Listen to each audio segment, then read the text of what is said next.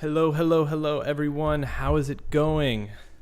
Make sure we're good. It's been a minute since I've done a live stream, so I got to make sure everything's set up. I took this camera with me on my trip, and so I had to reset everything. The settings I don't think are 100% back to where they were. Seems a little bright. But we'll get it dialed in. And future streams, we'll have everything back to where it was. But if you guys have any issues with the stream, if you can't hear me, if I'm too quiet, any of that, let me know. But happy Valentine's Day to everyone. Happy Monday to everyone. It's good to see a lot of the core people in here that have been in a lot of the past streams. We got Junebug in here, of course, Darla, Annie, a lot of the members. Joyce are in here. Annie is a new member. Welcome, Annie. Thank you for the level 1 support. Allison has upgraded to the level 2, so thank you so much, Allison. Of course, we have Jennifer, Curious Cat, Nella in here, as always. Gavis as well, Gavis Khan. Con, I think is what it is. Is it Con? Yeah. I always just say Gavis Khan. Alicia's in the chat. Hello, welcome back, everyone. It's been, it feels like it's been 3 weeks. It really has only been just over a week since we last went live. But it feels long. It feels like a lot longer. I meant to have another video come out while I was away on my trip, and I'll talk more about my trip towards the end of the stream, maybe. Long story short, I was out shooting for my documentary that I'm working on. The first round of interviews is done in the books. It went really well. It was intense. It was crazy. I can't wait to be able to talk more about this project in the future with you guys, but we'll save that for another time. Definitely hit the like button as you guys are coming in. The WFLA stream just ended, so if you're coming over from there, hello. You'll probably be hearing a lot of the same stuff. And if you've already looked into this, this may be kind of a repeat of information. But I figured, you know what? I was going to talk about some other stuff today. Let's just jump in to this new information around the Brian Laundrie, Gabby Petito case. Today, this was from Walt. At WFLA, Walt and JB were tweeting out earlier this afternoon. I was actually getting my haircut because I came home and I was like, okay, I look a little bit wild right now. Let me get a quick haircut before I get on the internet again. I looked down at my phone right when I got done with the haircut, and I see that the autopsy and forensic reports have been released, or at the very least, WFLA had gotten a hold of them, and then I found that they are public. So I should have. I need to link this down below. Let me find it here. Let me put this link in the description. Oh wait. Okay, yeah. Report. You may have to refresh your stream, but if you want to go to the Google Drive link, I'm going to link the report down below. If you'd like to go through it while we go through it. But it's a 47-page document. Now, I don't know how much we're going to go through today. Obviously, we're going to scan through a lot of it. But I want to kind of just go through this. Figured this would be a good first stream back. Of course, we are jumping back into Summer Wells. I'll say this. When you take a break, when you take any time away from the internet and YouTube, because you have to imagine, I wasn't online at all. So, like, I come back. I mean, I was online to some degree. No one's ever fully disconnected unless you shut everything off. But so I was seeing little things with the Summer Wells case, and I was just like, what is going on? Like, Don Wells is arrested now. Like, I'm jumping back into that case probably tomorrow or Wednesday. I had a lot of people send me info on the Cody Brigsby case. I might do a quick video tomorrow on that, or a quick live stream going over that whole location. But I will be jumping back into Summer Wells. Until then, like I said, let's just jump into this Brian Laundrie update, the forensics report. Yeah, so we're almost 5 minutes in, so let's get started. But let me just say hey to the people that are in here. Ty, how's it going? Hello. Be sure to hit that like button if you are in here. Hit that like button. It helps get the stream out to the other people that YouTube maybe didn't notify. Nella says, what? Arrested? I'm lost too. Yeah, exactly. There's some updates on the Summer Wells case, but that's what I was getting at, is that if you spend this amount of time away, you realize like how much stuff with that Summer Wells case how much stuff is constantly changing, and just how wild that case is. So I'm going to need to do a catch up for sure. But we'll get to that on a future one. Hey, I'll catch the replay. Just want to say hi. Hey, VC, thanks so much for I guess I feel like if you're a level 1 or 2 supporter, you get a free super chat, I guess, once a month, I think. So thank you so much for stopping by. Really appreciate it. Rebecca, hey, how's it going? Karen from the UK. Monica, Virginia, hello. Coffee Buzz, of course. Thanks for being here. Looking like a smooth operator. They took a little more off the top than I wanted, but you know what? That's okay. Kay, hello. Cheryl, Debbie, M's mom, Cosmic, Shy, hello. Pamela, Diana, Debbie, Jody, Connie, Susan. All right, let's get into this. Hello to everyone joining. If you guys are joining late, you could always scrub back if you want to catch the beginning of the stream. But anyways, so I see these tweets. I see this one from JB as well. And I was just immediately like, okay, I guess I have to talk about this today, because this is pretty, what this does is it kind of confirms Brian's demise, which a lot of people in my last some of my final live streams around the Brian Laundrie Gabby Petito case, there was still a lot of speculation as to whether or not Brian was really dead. And I know some people are more trusting in the different levels of authority that give out this information. I'm going to do a poll later based on this new information.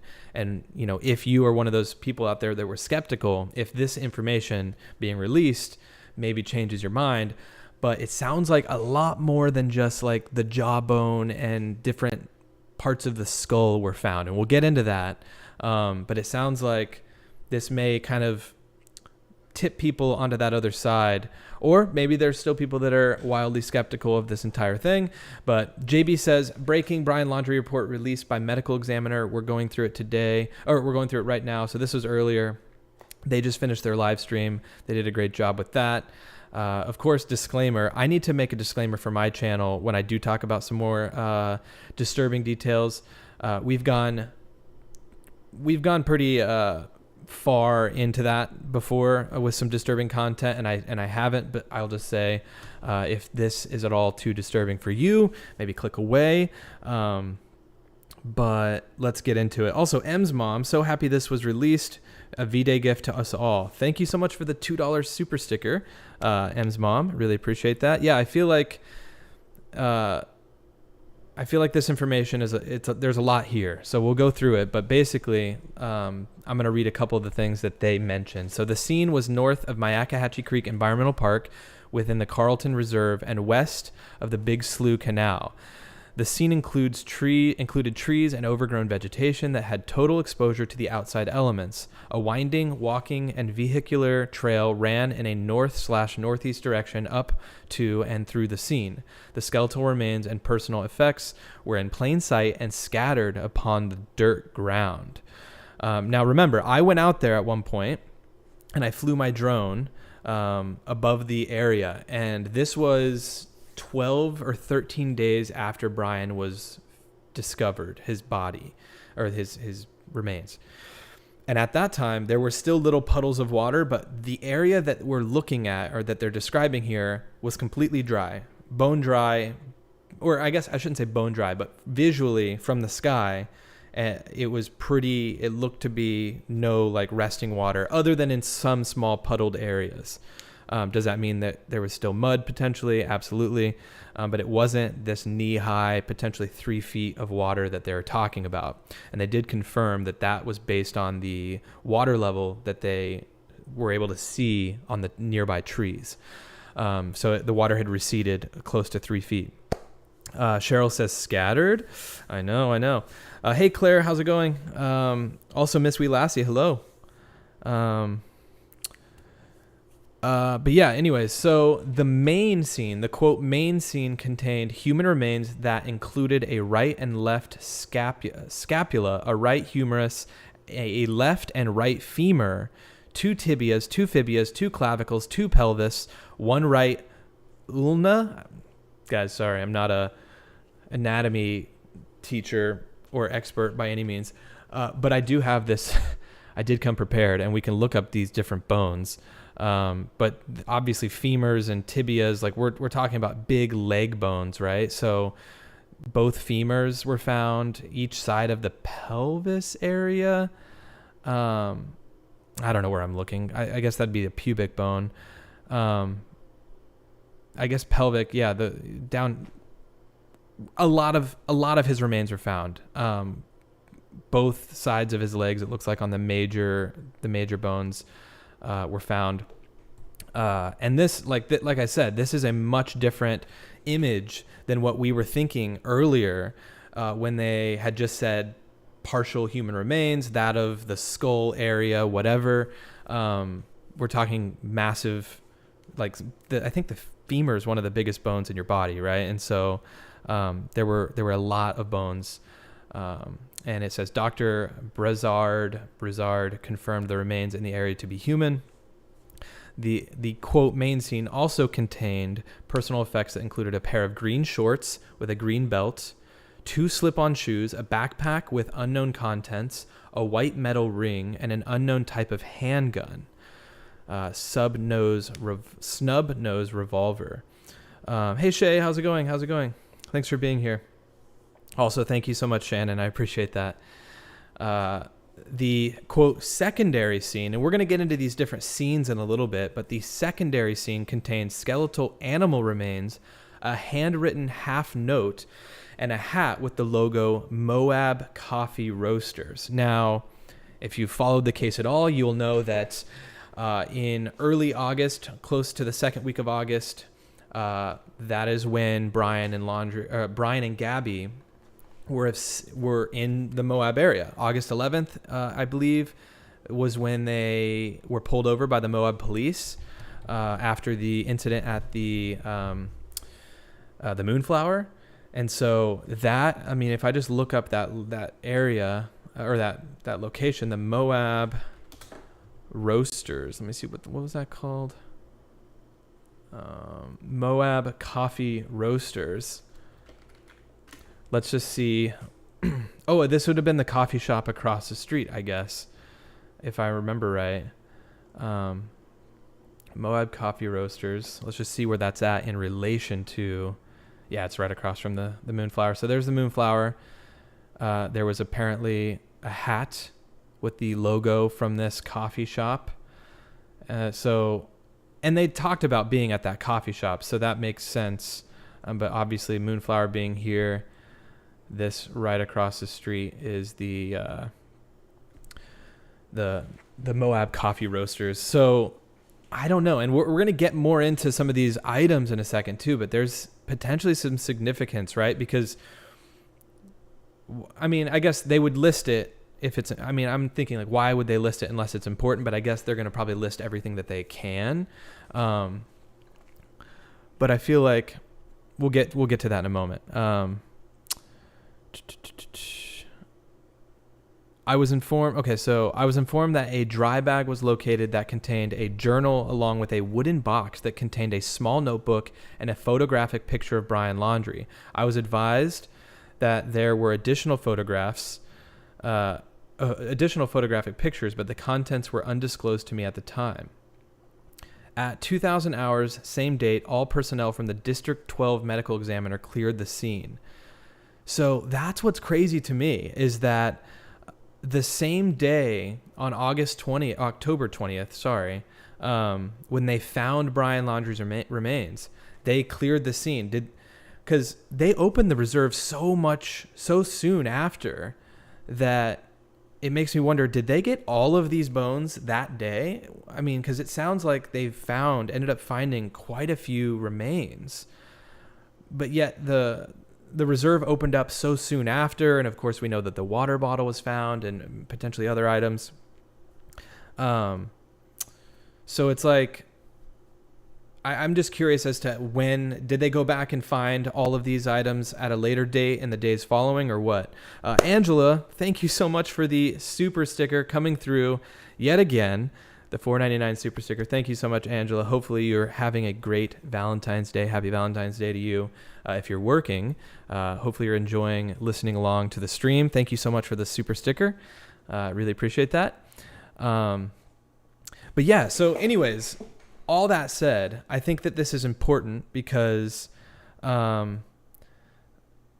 think it's part of what he left behind, like a little wooden box. Like, to me, this was very intentional. This was planned out of him, like, taking these things out there. He had a note.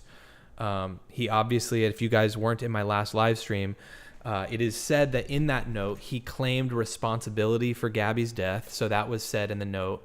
And so it's like, I want to know, obviously, what's said in the entire notebook, but like, what photos are in that wooden box, right? So it says, handwritten note, hat with, okay, yeah, so the handwritten note, along with the journal, a wooden box that contained a small notebook, photographic picture. Apparently there were other photos. They didn't list what those photos were, but it's like, is this like him and Gabby, a box of, photos with him and Gabby? Cosmic says, so he left a picture of himself for ID purposes, I'm guessing, but tried leaving Gabby with nothing, hoping she wouldn't be found. What a gentleman. Ooh, that's a good point. So, yeah. This is all just really, really disturbing, obviously. Yeah. It really makes me wonder what was said in the note. Like, if there was remorse and if he did leave photos of Gabby. Obviously, like I was just saying, he did claim, responsibility for Gabby's death. I think we all knew that was the case. He didn't need to fill us in. There were no other theories running around in my head anyways. But yeah, so and JTube just coming in. Thank you so much, JTube, for reminding me. I am going to show you guys these locations once again. So obviously, if we remember from a while ago, when we were doing the streams, this is the location that they found Brian. So if we zoom out, this is the city of Northport here. And if we go to the Myakkahatchee Creek Environmental Park, the entryway, which is part of, I guess, the Carlton Reserve, supposedly. I don't know. I get confused with that because they were way over here in the beginning of their search in the Carlton Reserve, based on some of my previous videos. But they ended up finding Brian in this area. They said to the west of the Big Slough Canal. So this is the Big Slough Canal that runs north and south. And this is that area where they had roped off in the WFLA. Chopper footage. I would imagine this is what they're calling the scene, like the first scene. I would like to know where this second scene is, right? And so, yeah, I'll definitely map out as much as I can as we go on. But just to remind people, this is where that was at. This is, like I said from a previous live stream, this is where they initially started searching for Brian in the first few days that they were out at the Myakkahatchee Creek Environmental Park. This was the Carlton Reserve side, to my knowledge. This is where they had all of their vehicles. This is where they kind of set up their base camp. I should put up map time. It's map time. And spam map time in the chat if you guys have access. All the members that have access to the emotes. I forget to mention that. But yeah, so I figured I'd at least remind you all and refresh myself going in here. It's like, it's so strange to me that this is such a straight line. It's like, it made me wonder if they, like I said, got a ping of some sort along this line.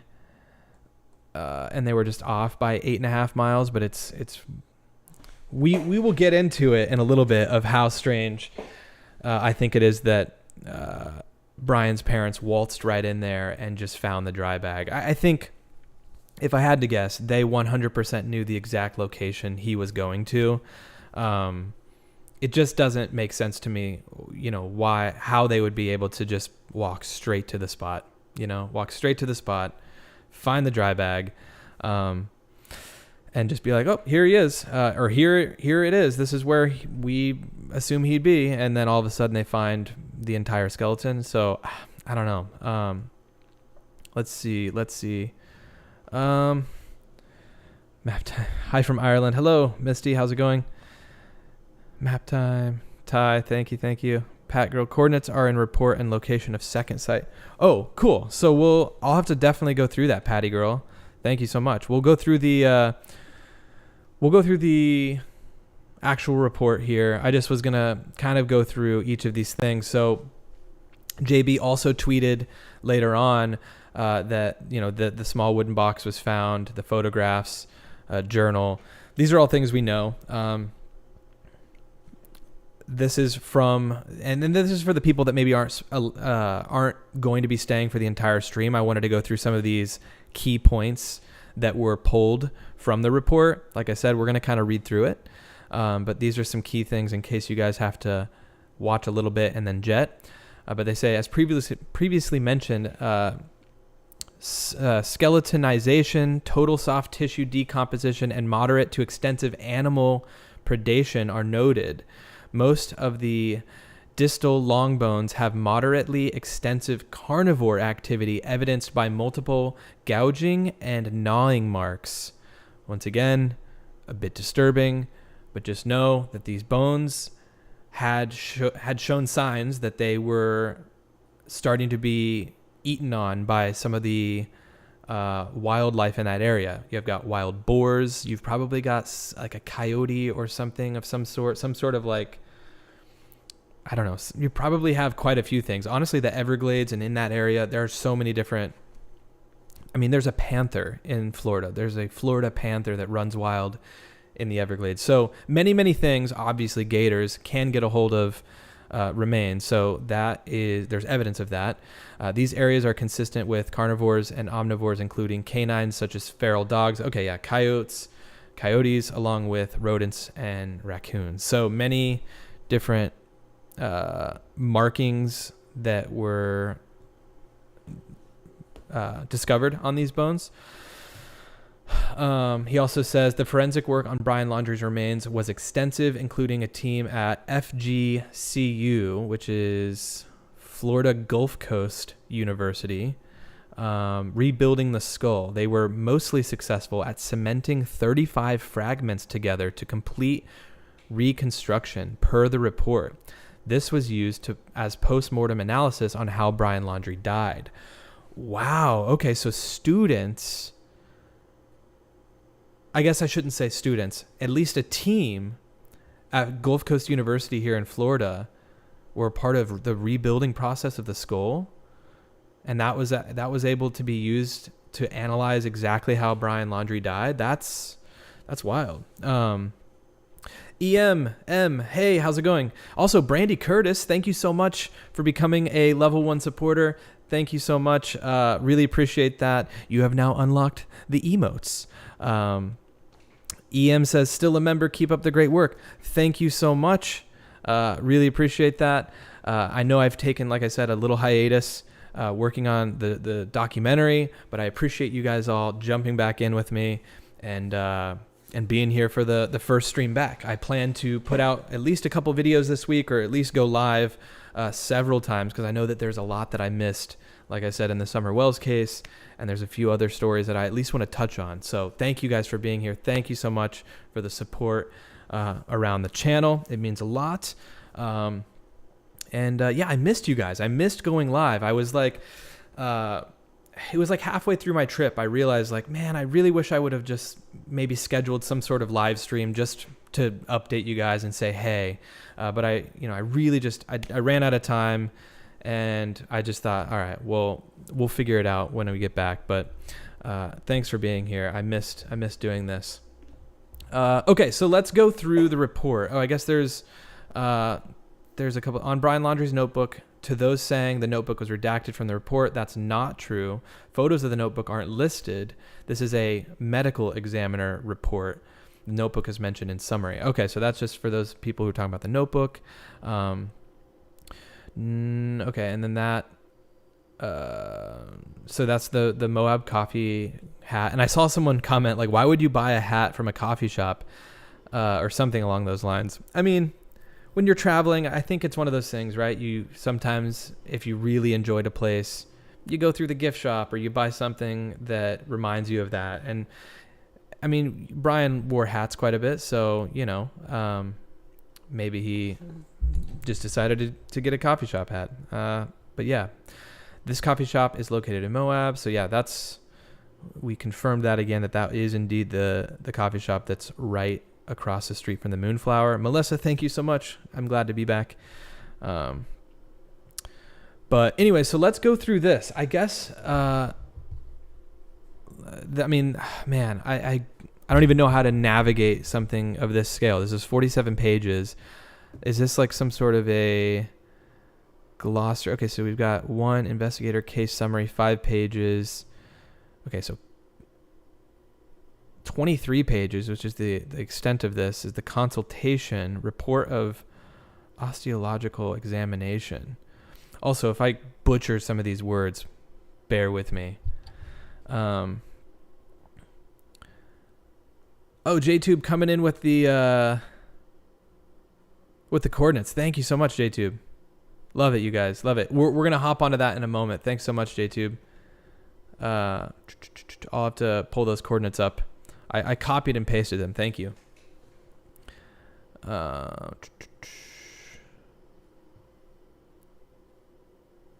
Okay. I guess let's just go through, because it's one of those things. I might as well scroll through all of this, even if I don't read through every single detail. Because then people that are in the live stream can maybe pause it later on and see. Let's see. Oh, yes. Thank you for sharing that. Thank you for sharing that, Alicia, in the Discord or in the WhatsApp. On October 20th, 2021 at 0930 hours, I was contacted by Sergeant Fortuno from the Northport Police Department. Okay, so this is coming from Ronald L. Busby, I guess would be his name. So this is his entire write-up. The remains were discovered in the Carlton Reserve north of the Myakkahatchee Creek Environmental Park, located at 6968 Reisterstown Road in Northport. Sergeant Fortuno advised that a massive search had been ongoing in the Carlton Reserve for several weeks by multiple agencies for 23-year-old white male Brian Christopher Laundrie. On October 20th at approximately 0820 hours, search groups found a backpack. Search groups found a backpack and shoes.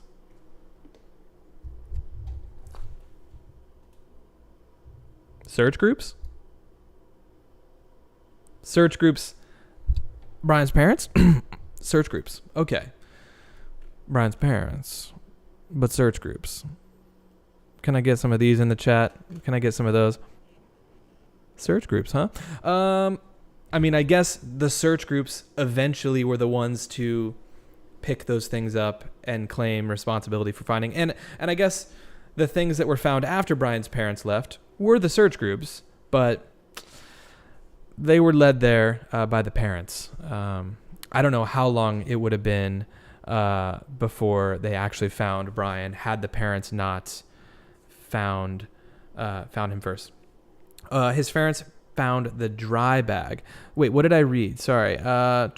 Search groups found a backpack and shoes that were identified as belonging to Brian Laundrie. Well, I think the backpack and shoes came after the parents, right? I think the backpack and the shoes were found after the parents found the dry bag and they were able to identify all the other things in that area.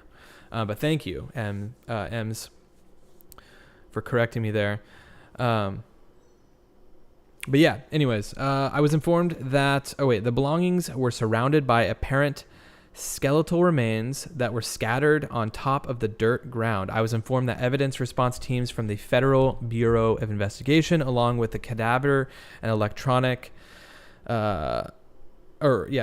detection dogs, were responding to the scene to assist in locating additional human remains. So this may answer my question a little bit later about, were the rest of the remains found that day, or was it like in the following days? I contacted Dr. Vega, Dr. Brazard, Director Winhalter and Chief Investigator Andrus, and provided them with the above information. At 12:45 hours, same date, I was contacted by Detective Keller, who advised that he was the lead investigator for the agency. The apparent human remains were located at latitude 27.12768 north and longitude minus 82.192.652 west, which was within the Carlton Reserve. So if we want to just type those things in real quick, we can get an exact latitude and longitude. So we've done this.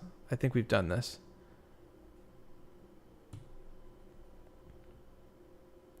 We'll do that in a second. I've got it pulled up.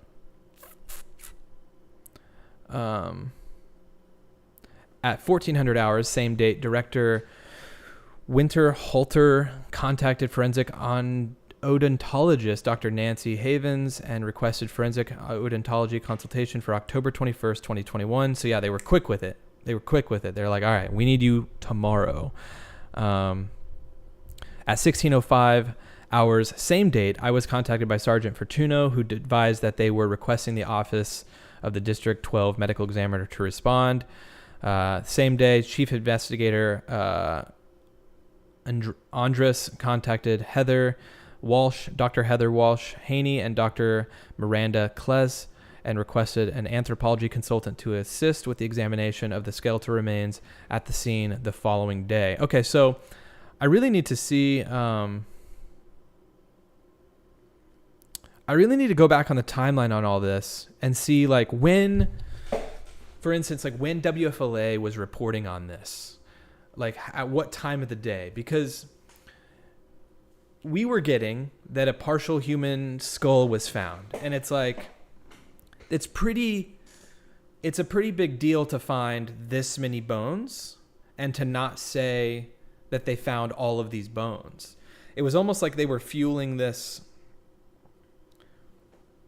conspiracy fire that people were like building up in their heads. And it was just like, had they just said that they found a bunch of human bones, like a femur and a tibia and pelvic bone, like it wouldn't surprise me, because Florida's pretty wild. I mean, there's people that go missing all the time. Like it can be a dangerous place with wildlife. But it's like, it would be pretty obvious, or people would probably think, okay, that's probably Brian, right? I mean, it's right where they found his items. Did someone just say that? Yeah. Maria says, isn't it weird we're never told a full skeleton was found? Isn't that peculiar? Exactly. Stargirl, hey, how's it going? Lay Camp says, sorry, don't believe any of this. People die every day, and a nationwide manhunt for one man and a sudden sack of bones just ain't doing it for me. Ooh, it almost makes me want to open up the phone lines later to see what people think, if people would want me to do that. I'm going to do a quick poll just because of that comment that are coming through. And since we have 400 people in here, we might as well do a quick poll and see what you guys think. If you're in here and you're enjoying the stream so far, hit that like button. I'd really appreciate that. It helps get the stream out there to more people. Let me put up a poll. I want to get your guys' thoughts on this. Does this information...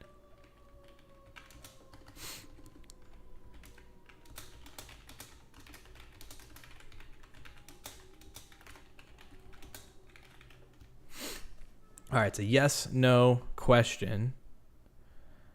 And you can probably imagine what the question is. And once again, I can always word these better, I'm sure. But does this information convince you that Brian Laundrie is actually dead? So does this information about bones and, the femur and all these different bones that make up a person, does this information convince you now that he is actually dead? And I know that Leah is going to vote no, because I just saw her comment. I'm just curious. There's no wrong answer in all of this. You have the right to whatever opinion you might have, but I am curious about it.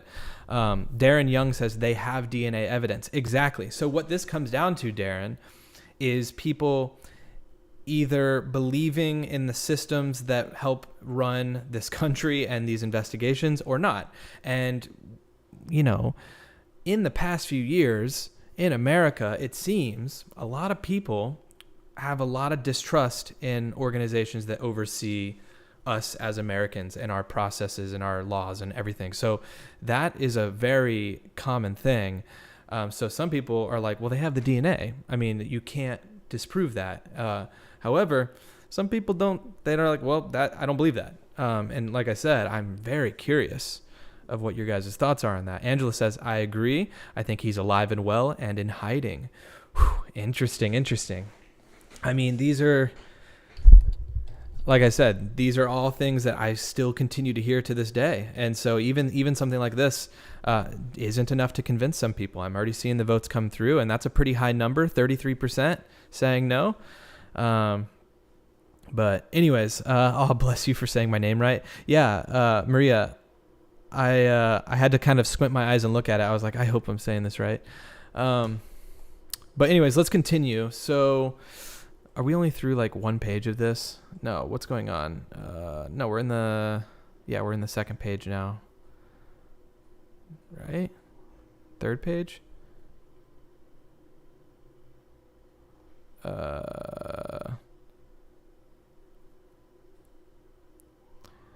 Where were we?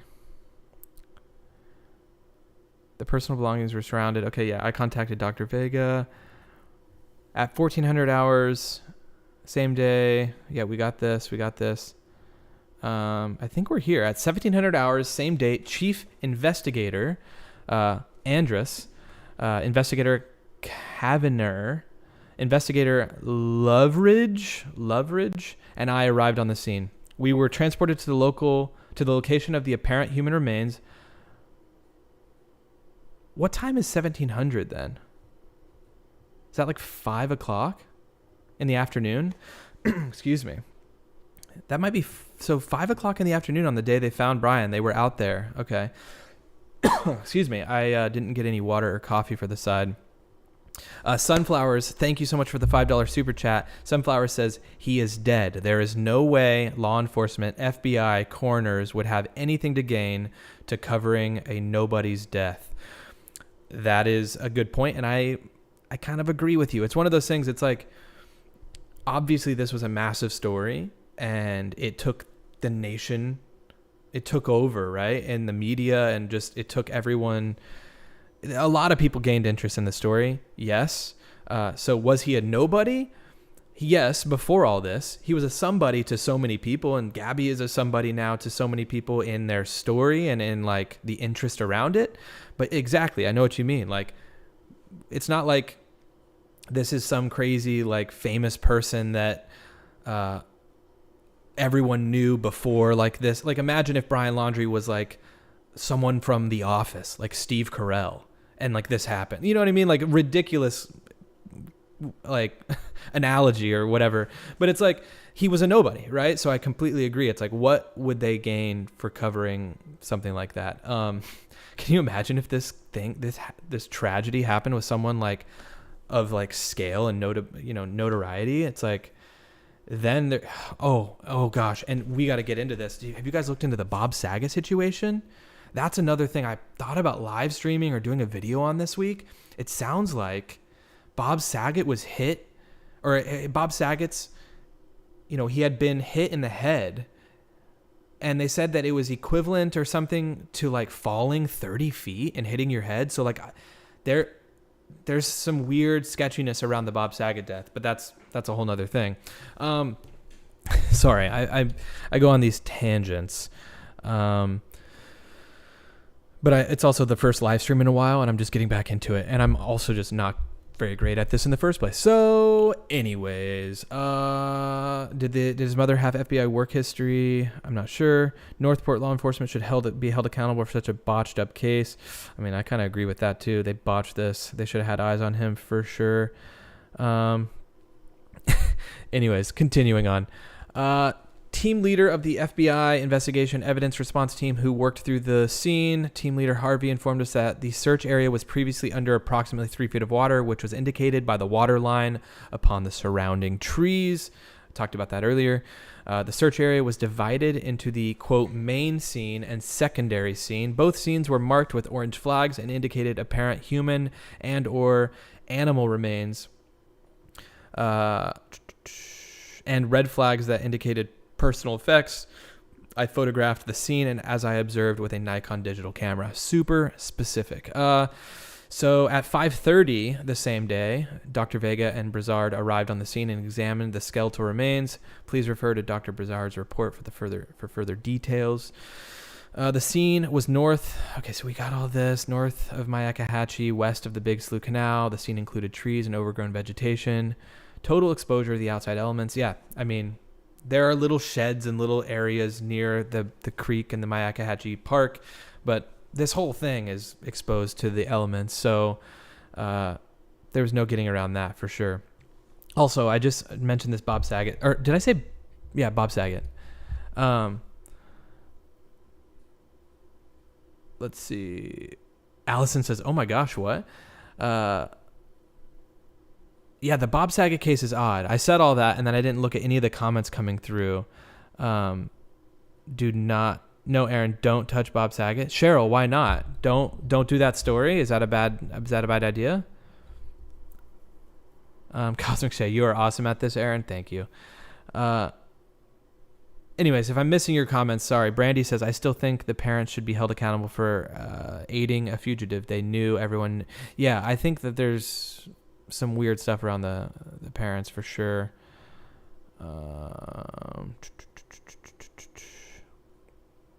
Nella says 33% no. Why?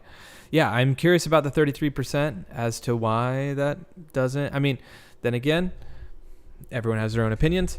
We'll talk more about that later. But if I'm missing your comments, super sorry.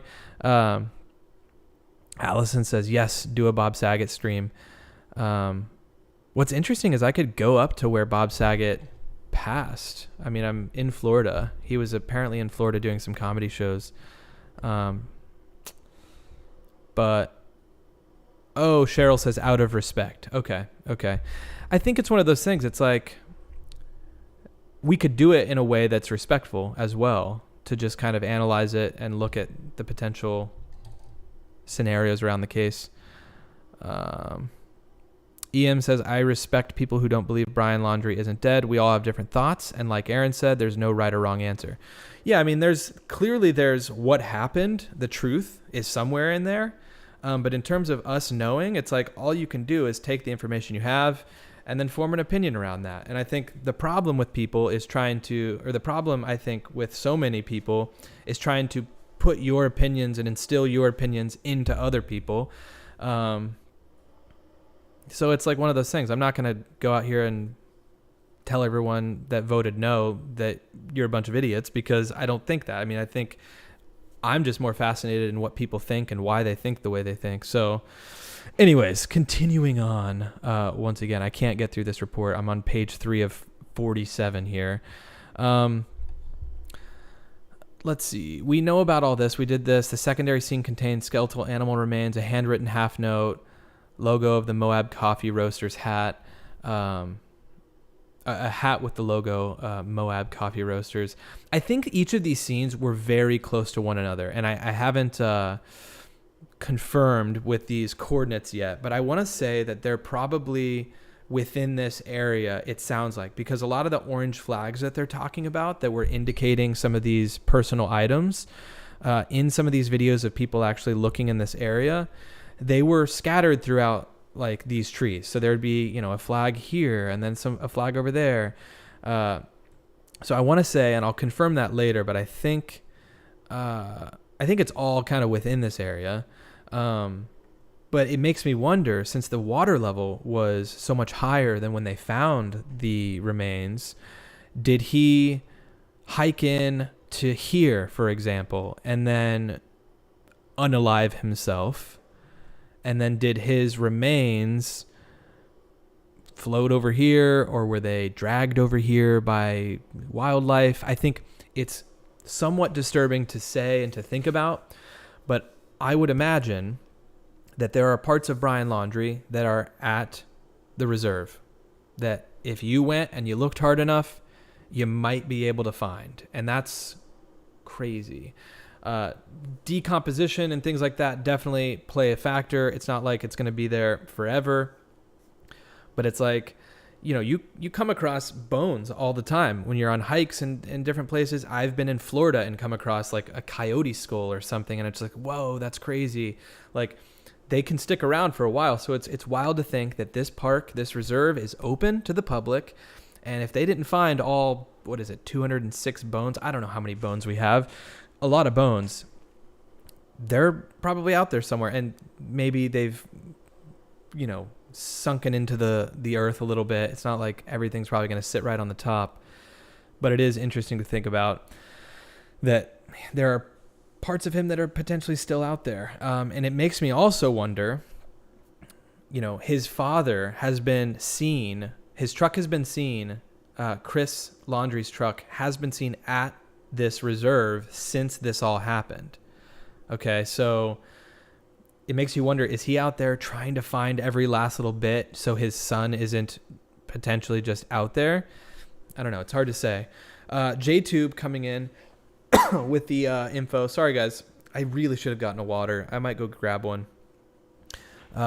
They found a bullet at 1625 on page 3. Thank you. And then Brandy coming in saying, why was the park open the day before his parents found him? Exactly. That's suspicious to me. Why was the park never just There was this investigation, this search for what felt like 3 weeks. And they didn't just keep it closed the whole time. Like, come on, at least block off a section of it. It's 20,000 acres. You could have kept open a whole other area. Andrea's back. Sorry I'm late, but I did get back. I did go back. Oh, thanks for coming back. You are good. So let's go to this third page. JTube, appreciate you coming in with the info. So page 3 of 5. Let's go to this. At what time did you say it was at? At 1625. At 1625, same date, a projectile was located near Zone 2 of the main scene by the evidence recovery team of the FBI utilizing a metal detector. So that would have been the bullet. So a projectile, likely anyways.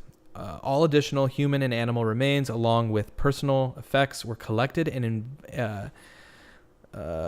inventoried. Oh, inventoried. Sorry. My mouse is over it.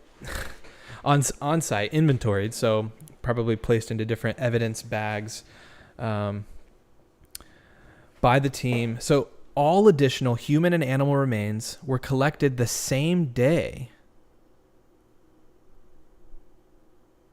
Huh. Interesting. Andrea says, glad to see you back, Aaron. Happy Valentine's Day to you and your wife and all in chat. Well, thank you so much. Also, nice profile picture. It's very fitting for Valentine's Day. Happy Valentine's Day to you as well. Thank you so much for being a level 2 supporter and that comment.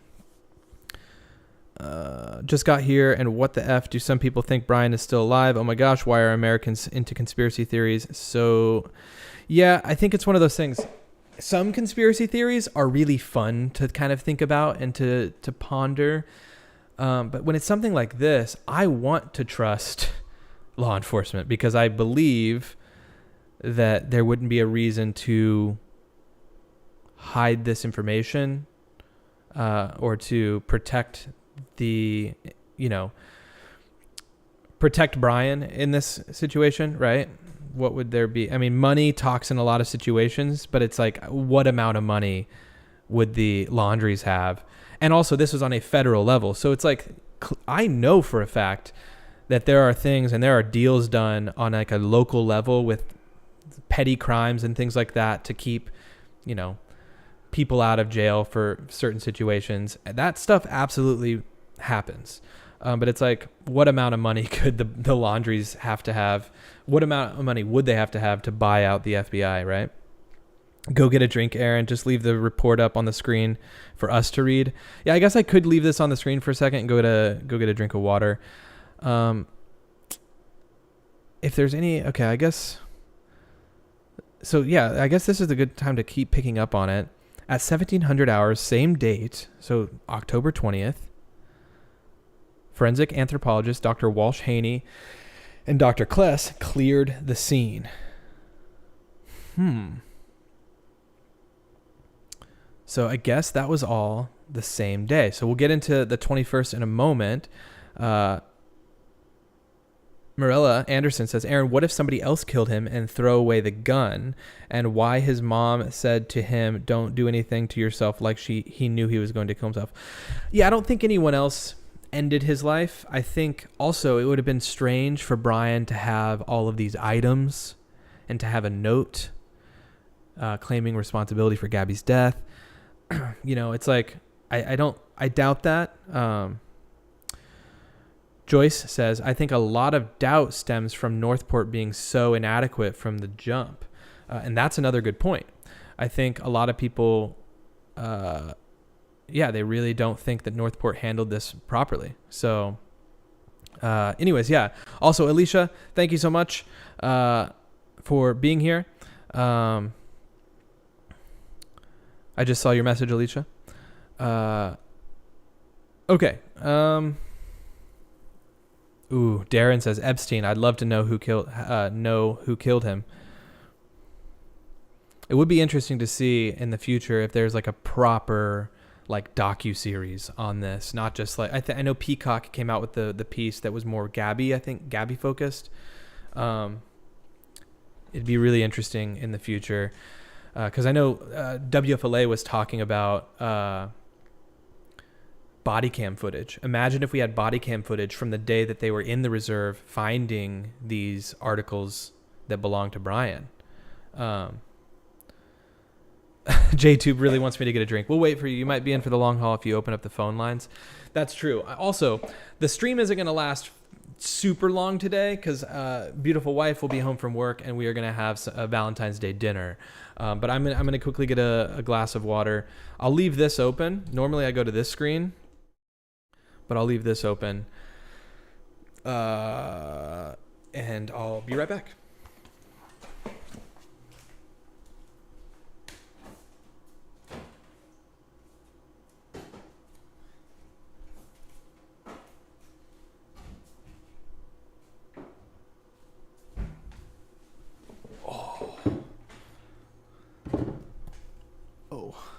Oh, we're back. We're going with the cold brew here. Just a little bit. What is this? Yeah, just a Starbucks cold brew, pre-made, just to get us through this Monday afternoon. Oh, sip on this. There's also a lot of speculation around Gabby's phone. That was another thing I was going to touch on today. I got several emails from different people about Doug from Northport. Doug Live from Northport. If you guys have heard of him, I'll come back to this report. But Doug Live from Northport was looking for Gabby's phone. This is back on January 29th when he premiered this video. I was given the area that Doug was actually at. And in relation to the Laundrie household, why can't I zoom in on this? There we go. This is where the Laundries live. Laundry list. This is where the Laundries live. Apparently, Doug from Northport saw Brian in Gabby's van, in this area prior to Brian going missing, right? Apparently it was somewhere in this area. And so I went and looked around in this area and I thought, obviously this is an area where there's a lot of housing being developed, or a lot of neighborhoods.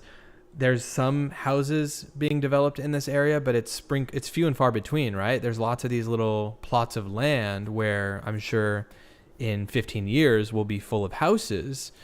But what would Brian Laundrie be doing in this area right here? Who would he be visiting? Right? No one. There's no one that lives here. So what would his car be parked at the corner here for, unless he was like, was he dropping the phone off, right? And so that would be something that would be interesting to do, would be to go out here and check this place out for myself. But anyways, also, yes, hit that like button. Let's get to at least 300 likes, everyone. Thanks for the reminder, Alicia. Thank you so much. We have over 400 people in here. If you haven't hit the like button already, let's get this thing to 300 likes. Thank you so much. Joyce says he feels certain he kind of witnessed Brian getting rid of possible phone. Yeah, that's what I heard. Someone else said something about the phone being at the bottom of a canyon. Where did I read that? Oh, Vic. Oh, Victoria. Hey, how's it going? The phone is at the bottom of a canyon. I think he chucked it out of the window on that long drive to Florida. Yeah, we talked about the potential areas that maybe he could have gotten rid of a phone on the way back. Who knows what he was doing here? I mean, if this guy, he ended his life, right? That's the general idea, is that Brian Laundrie ended his own life. Maybe he was just parked here contemplating everything that was going through his mind at this time. Maybe he was pulled over here writing that note, and it was just a quiet spot to pull off the road. I mean, if someone's in this headspace, I don't know what's going on in their head. And so did he get rid of the phone out here? I don't know. I think it's probably unlikely, but it is interesting that his car was found out here. And in relation to the creek, the park where he was found, it's way over here. So it's like, what was he doing on the far east side of town? So anyways, Stargirl, just close for a second and come back. It's a second. Wait, what are you talking about? Just got here. What are you analyzing just now? Doug Live's phone theory? Yes, Karen. Yeah, I was going through, this was sent to me by several people, about the phone theory and looking into potentially where Gabby may have, or where Brian may have ditched Gabby's phone, because obviously we all know as well that Brian was using Gabby's phone to send messages to make it seem like Gabby was still alive. That was confirmed later on. Steve says, but her phone was turned off the 1st of September. Yeah, I think you're right on that timeline. I think it was the 1st of September. Brian would have been back by then, right? He had her phone on the way back. Doug saw Brian on September 1st there. Thank you, Annie. Yeah, exactly. That's what I'm saying. I don't know. I would have to go back in the timeline and look at everything again.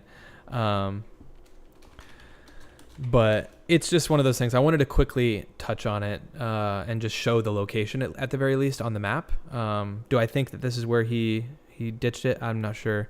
Brandy says, okay, but if he thought that Brian ditched the phone there, why didn't he report it then? Why wait till now? I think, okay, so Brandy, that's a good point. He did apparently report to the FBI that he saw Brian in Gabby's van here in this area. And then they told him, or at least I think he told Northport Police, they're like, well, they've got the van now. It doesn't matter. And they didn't think that it was a big deal that he saw him there. And this is where I hope that law enforcement isn't failing in these ways, where you have someone in the community that says, I think I saw someone that that this whole case is on parked here when they would have been alive. So it's like, hopefully they didn't just go, well, they have the van now, so why would that matter? It's like, well, it does matter, because if we knew every single spot he stopped on the way back from the Tetons, they'd probably look into those areas a little bit too for the phone. So it's like, hopefully the right person heard about this and they did look into these areas. Steve says, yeah, so he wouldn't have chucked it on the way back to Florida. Oh, so Steve, you're saying, gotcha. So you're saying the phone was turned off on September 1st, so it wouldn't have been on that drive back. That's a great point, Steve.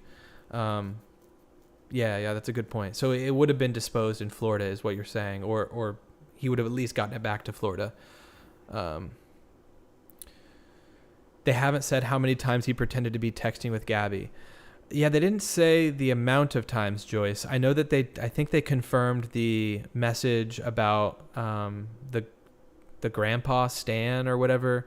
They confirmed that would have been Brian, and then the no service in Yosemite thing, that would have been Brian. I think they confirmed those two. Victoria says, I would think the FBI issued a warrant for the phone records and data. They would have been able to ping it, right? You would think. And see, this is where it's one of those things. It's like, maybe they have the phone now. Maybe the phone is just one of those things that if they do a comprehensive documentary someday, maybe they'll go through some of that stuff and all of these questions that we have around it will just be answered. So they might have it. Who knows? Imagine driving back for 3 days just contemplating what you did. Oh, yeah. And to just go camping with your like nieces and nephews and to like be like those photos of him at I'm already forgetting where would that have been? Let me see. Where Dog the Bounty Hunter went, down here in Fort DeSoto, where they were camping. Like, I mean, that's after what he did to Gabby happened, right? So it's like, I can't imagine what was going through his head. Like, clearly he didn't tell anyone, or he told people. I don't know. It's crazy to think. So yeah, that's an interesting thought, Bird. All right, let's continue on with this. I know we're talking about the phone theory right now. TD says, yeah, there are too many things that don't make sense. I agree. There's a lot about it that definitely I wish there were more answers on. Karen, also, I did see that he was in the reserve before Brian was found and he heard the gunshot. I went over that on one of my previous live streams as well. That's a pretty wild thing. Sergeant Friday says, DeSoto seems like the final goodbye. Ooh, man. It kind of does. That's crazy to think. What if DeSoto was Brian's idea? And then after that, obviously when Gabby was like properly reported missing, it was like Brian at that point had to go like, and that's when he would have been dipping out, right, and slipped away. Someone says there was a gunshot heard in one of Doug's videos. Yeah, Brandy. I might pull that up later on in the stream. We'll see. But yeah, in one of Doug's videos, they're leaving the reserve, and you can hear a gunshot in the distance. It's pretty wild. Okay, so sorry I haven't been going through this super extensively, but some of my questions have kind of been answered. So let's go to October 22nd now, it looks like. Or no, they're saying at 17:45, same date. So this is after they cleared the scene, the same day Brian was found. Investigator Walker and I cleared the scene. Dr. Brizard advised that a skeletal examination and inventory would be scheduled for October 22nd, 2021. Okay, so they scheduled that for the future, 2 days later.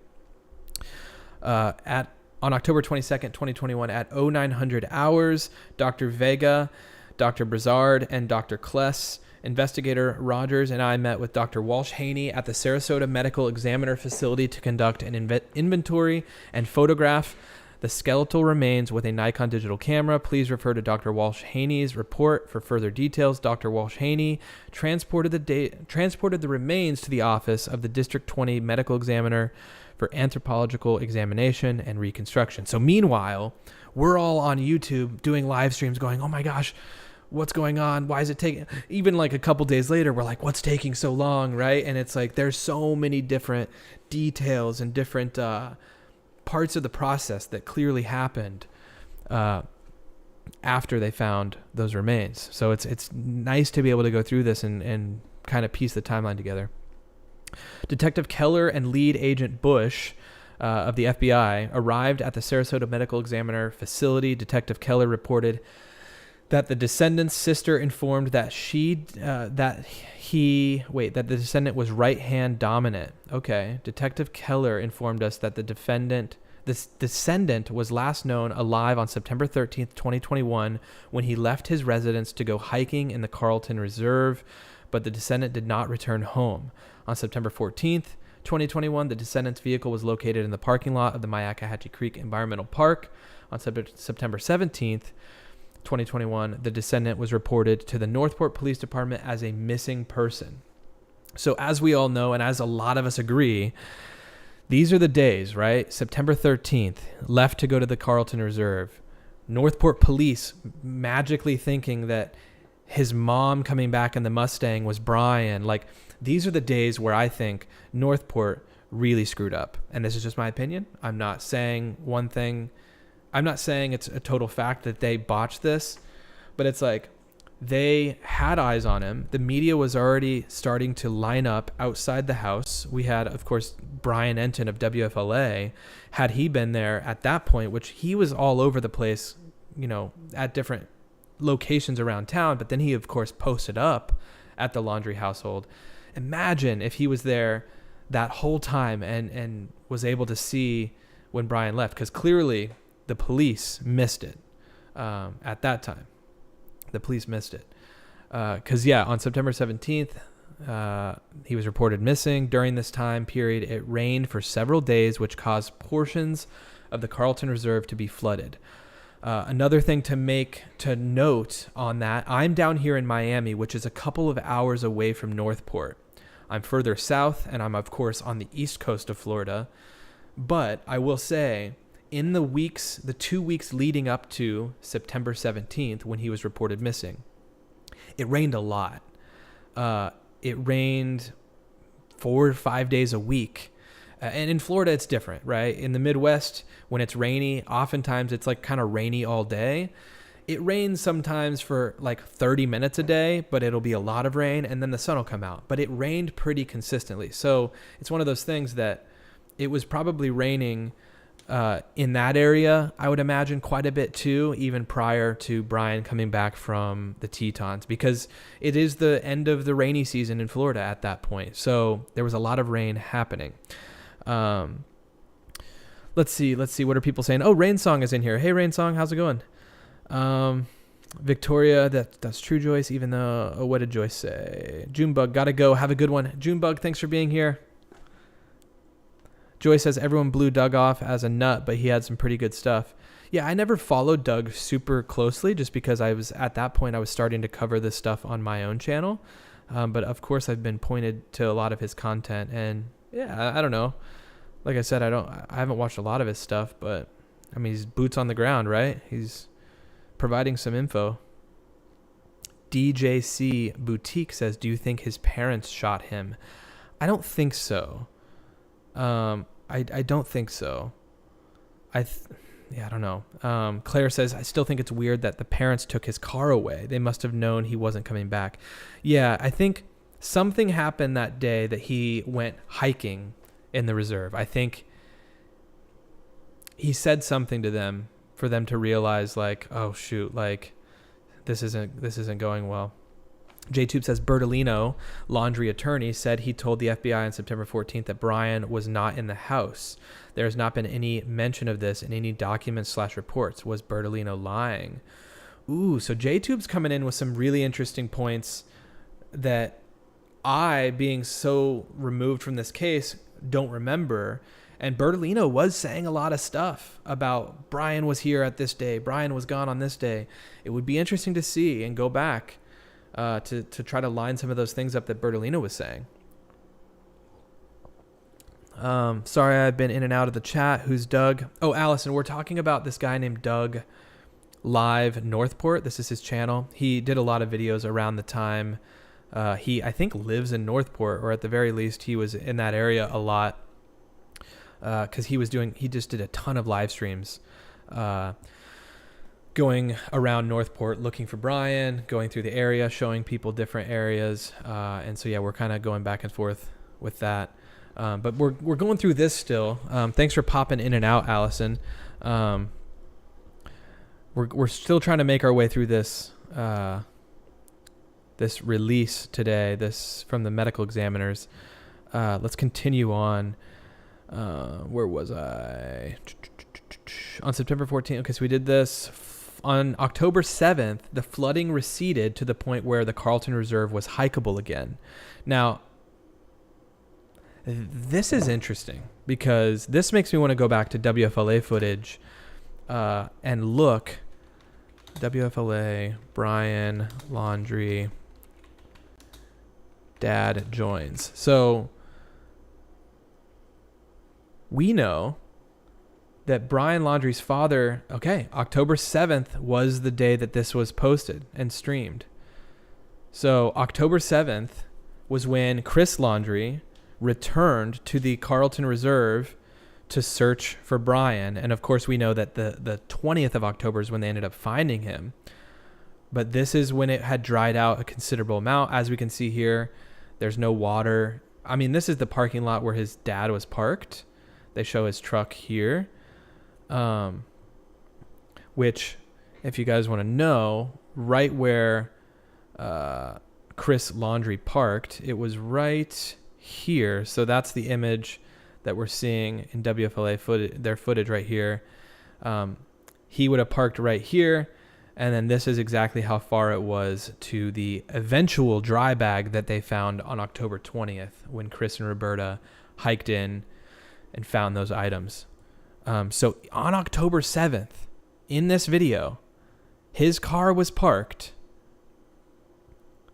at the entrance 3,973 feet away from where they ended up finding Brian not even 2 weeks later, right?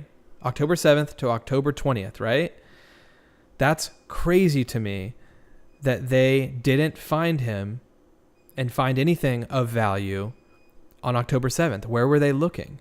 It's just strange to me that his dad and Roberta waltzed in there on the 20th and immediately found it right here. So there's still so many things with this case that are murky and weird. Because where was his dad leading them on this day? He clearly knew where Brian liked to hike in that area. I don't know. It's so strange.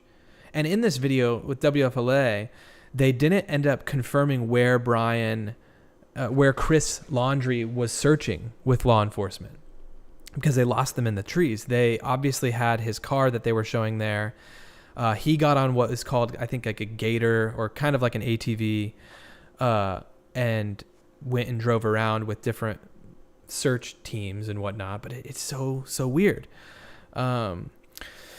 Victoria says, I think it'll be another 10 to 20 years before we get the full story and all the details the police knew. I think it could be less time than that. I think it could be a considerable amount of time. I think that there's going to be a full-scale documentary for sure that like a Netflix comes out with in the next, I'll say 3 years. Of course, more info will have to be made public or be available to a production company making something of that scale, but I think we'll know sooner a lot more. Steve says, yep, spent about 4 hours there that day, then went back on the 20th and found him within 30 minutes. Exactly. And I don't know how much the water would have receded from the 7th to the 21st. It's hard to say. Let's see.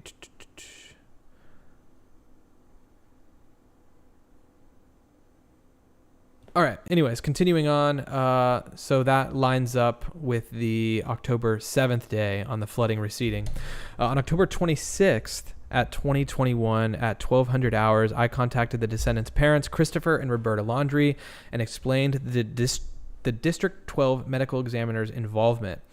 I directed Mr. and Mrs. Laundrie to contact the Northport Police Department and the Federal Bureau of Investigation for further information in regards to the autopsy results and additional investigative information. Mr. and Mrs. Laundrie informed me that their son was very healthy and had no known medical history. The descendant did not take any medications and had no known primary care physician.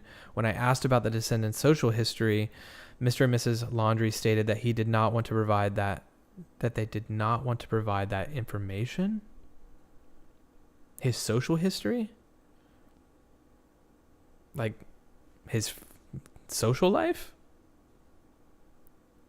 Why would they say like, oh, he was a healthy person and talk about his like health status, but they didn't want to provide his social information? I mean, I get not saying like this was his best friend and all those things to not out those people, but it's like you would think they would be like, well, he was a pretty normal guy, he, whatever. Anyways, they didn't want to provide that.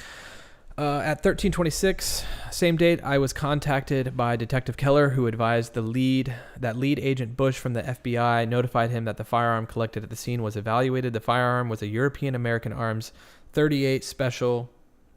So yeah, it's a Magnum, basically like a revolver type gun, I think. TD says, I think they mean his internet socials. Okay. Also, it sounds like they were contacted. So the Laundries are contacted on October 26th, which is 6 days after the 20th when they found him. So obviously they were told that they'd likely found Brian that day, and obviously the news was saying that it was likely Brian's remains. But it makes you wonder, did they wait 6 days for confirmation that it was indeed Brian based on the kind of forensic autopsy type results? It'd be a long 6 days for sure to get like total confirmation. DP says social includes use of drugs. Oh, okay. Gotcha. That makes sense. His social history. That makes sense. Okay. Which it sounds like he and Gabby both recreationally smoked marijuana, or at least when they were in Colorado. One of Gabby's posts from 2019 in Colorado even mentions the good weed that they have in Colorado and all that. So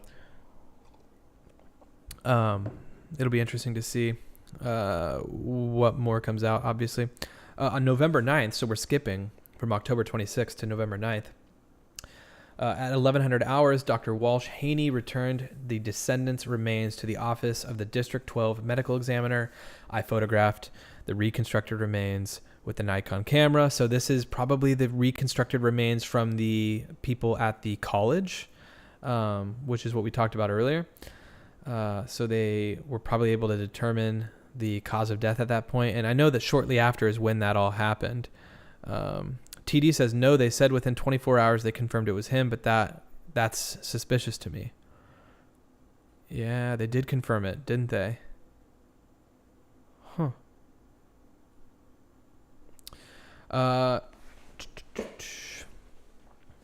Allison says, I only saw a couple of Brian's friends come forward, but neither were currently friends with him. One was an ex-girlfriend and another was a friend from high school. Ooh, imagine an ex-girlfriend coming forward and being like, that could have been me in Gabby's situation. It makes you wonder if Brian was abusive, mentally, or not mentally, but like emotionally abusive to other partners. Crazy. On November 11th, 2021 at 1030 hours, at the request of the FBI, 2 sections of femur bone and tooth were retained for DNA analysis. Hold on. They were transported to the Pinellas County Forensic Laboratory and delivered by myself on the same date. So it is strange, kind of. TD, it's kind of suspicious that they confirmed it that day that it was Brian. Or did they just confirm that the items in the notebook that they found were indeed Brian's? I mean, they're obviously running all these tests like weeks later in mid to late November, like running these different remains through tests to confirm that they were Brian's. But yeah, the remains were identified as 23-year-old white male Brian Christopher Laundrie. The notification was signed by Beth Ordman, DNA analyst.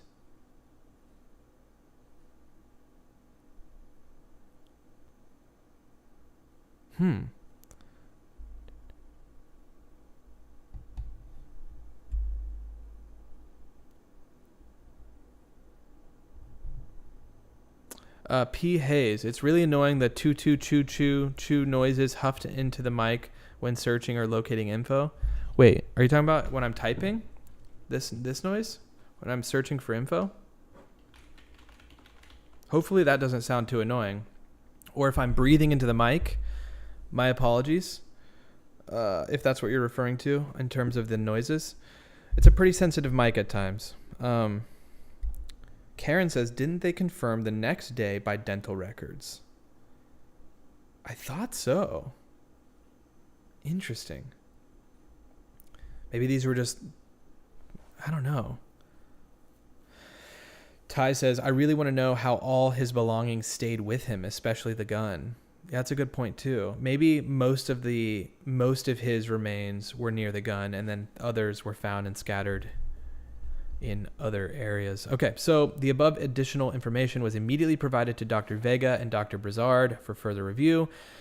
On November 22nd, 2021, at 0940 hours, I contacted lead agent Bush and discussed the descendants' positive identification through DNA analysis.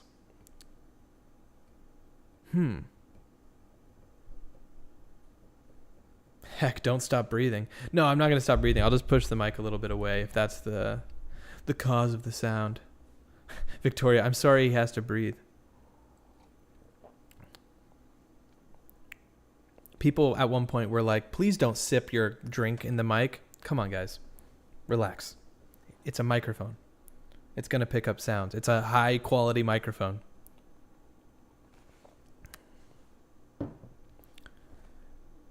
They probably had his dental records before he was found.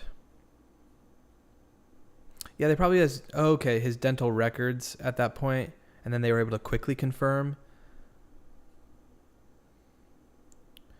I've got word says, it's so not hard to run a test, especially when forensics were standing by and well prepared when something was to happen. That's true. That's true. Yeah, that's a good point. That's a good point. I'm just saying, like, the whole confirmation, it is pretty wild that they were to confirm it that quickly. I guess it's not wild, like you said, if there's people there on site that are able to do that. So, yeah, definitely not any wild conspiracy. It's just, I guess these are the dates that they were able to confirm these other bones and whatnot were of that of Brian Laundrie. So, anyways, on November 22nd, 1200 hours, same date, Detective Keller and discussed the descendants' positive identification through DNA analysis. November 23rd, I contacted the descendants' parents, Christopher and Roberta Laundrie, and discussed their son's death certificate certification. So a month and 3 days after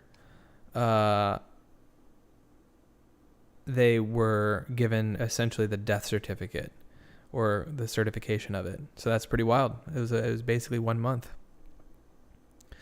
Miss Wee Lassie says, law enforcement went to his parents before remains found and apparently took things like toothbrush, etc. for DNA records. Yeah, for sure. I mean, I guess they had all that. That's a good point. Ty says, okay, so I heard that the bones were found with animal markings. Food chain. I get it, but now you can YouTube an animal finding food in the wild. Wait, what do you mean? Okay, I heard that the bones were found with animal markings. Food chain, I get it. Oh, yeah. But how can YouTube now you can YouTube an animal finding food in the wild? Don't they normally run with it? I mean, not always. I mean, to some degree, right? Excuse me. I will say, when you live stream, prior to me going and filming for this documentary, I was live streaming, every couple days. I was using my voice a lot more. This is the first live stream I've done in a while. I haven't talked this much in a while. I can already feel it in my voice. So it's wild that my voice got used to streaming for a while. And now it's not. But anyways, Allison says, nothing you do is ever annoying. Thank you, Allison. But to Ty's point, obviously, yes, some animals are going to take remains and run with them to another location. And that's where some things probably were taken. I don't think they found every single bone, right? So, and some things were kind of scattered. So yes and no. I think obviously not every single bone of his was also probably messed with by animals. You know what I mean? So it's like most of them probably did just kind of fall where they may in the water or float around in that area. And then as the water receded, they just kind of were where they were. So it's hard to say.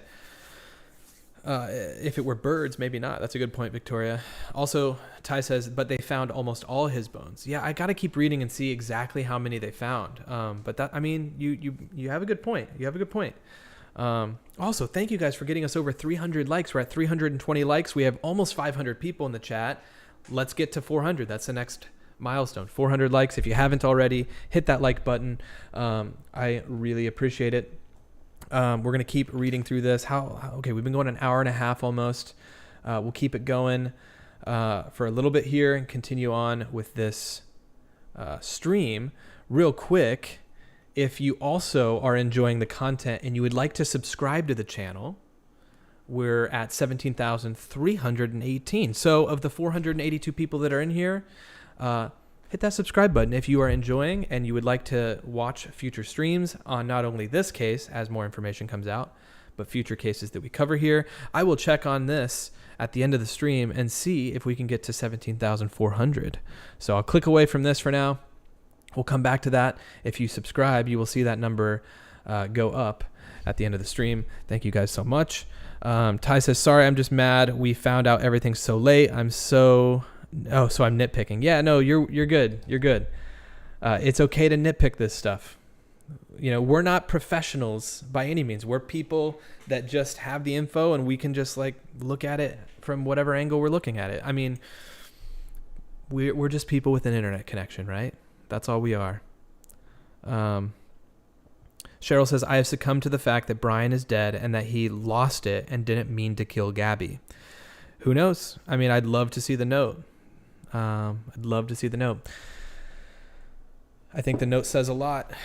I mean, obviously the note claimed responsibility for her death from him. We'll see. 206, Annie says 206 bones. I don't think they have all of Brian's. It's hard to say. We'll have to see. So this is from the District 12 Medical Examiner, dated 10/20/21. So this is all going to be information that backs up pretty much everything that we just said about them finding. Yeah. Okay. So finding the remains. So individual Brian Christopher Laundrie had been found in an area where searches had been initiated several weeks prior. Reportedly, in the morning hours, Northport Police Department had groups of personnel that discovered bones and personal belongings consistent with Brian C. Laundrie.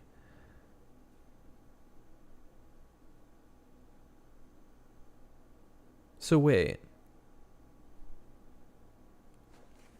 What time of day did Chris and Roberta waltz in there?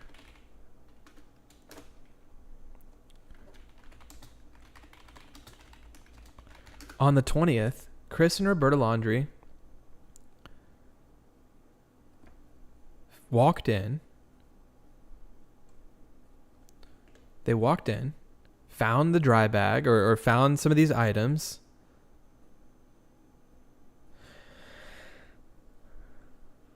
And that was that. And then they were told to leave, essentially. So this says... I got to read this again. October 20 at 09:30. So 9:30 in the morning is, if I'm correct on that. DP says 8 a.m. Okay. Because I know it was in the morning. Search had been initiated several weeks prior, which we know that. They were in that area prior.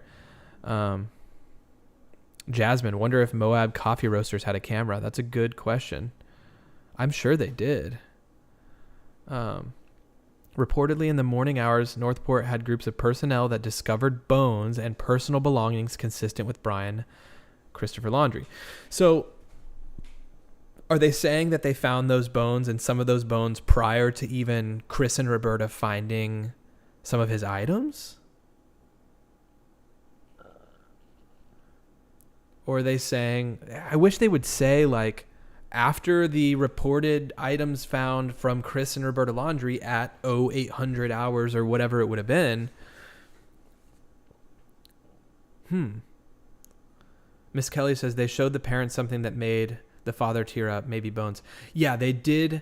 So, and I go over that in one of my previous live streams when they're talking to when they're talking to the Laundries in this video here, he says something along the lines of, I think we may have found something else. And obviously the father begins to tear up. The mom puts her hand on his shoulder. And then that's when they basically say, like, we'd like for you guys to go home. We're still looking at some things, whatever it was that was said. I did a whole like audio kind of analysis on it. But I'm just thinking timeline wise, help is on the way, says body was found after. Okay. So yeah, it really all stemmed and started with the Laundries finding Brian's items, and then everything else was found after that. It's interesting. Steady Dippin' says, who wants to be my friends? We're all friends here. We are all friends here in the chat. Thanks for being here. Okay, I guess let's keep going. The FBI the Federal Bureau of Investigation Evidence Response Team, along with cadaver dogs and other search groups, were continuing to lay out the area where the remains were found. Our assistance was not requested at this point. Later in the day, Investigator Busby was contacted to request our response in the scene. The remains were reportedly located at 27.12769 in north and longitude. We went through this inside the Carlton Reserve. I guess we'll go into that in a second. Upon arrival, police personnel transported us approximately 1 mile from the environmental park entrance into the Carlton Reserve where the remains had been found. And I guess that's approximate. I mean, the reserve itself, the entrance, if we go from the very entrance and we measure this distance, it'll be probably right under a mile. We know that 5,280 feet is a mile. This is a very rough measurement here. But if we kind of go down the windy path that you can see on here already based on these marks, and we go all the way up to where Brian was found, roughly 4,500 miles. So if we want to be nitpicky, it's not a mile. And especially if we're going from the very entrance to where a lot of people were parking, which was like in this area, then it's like 3,000 feet, which is just a quarter of a mile, or sorry, 3/4 of a mile. But we'll let that one pass. Steady dipping. I have no friends, bro. Well, we're all friends here. Like I said, there's nice people in the chat. Make friends in the chat, people.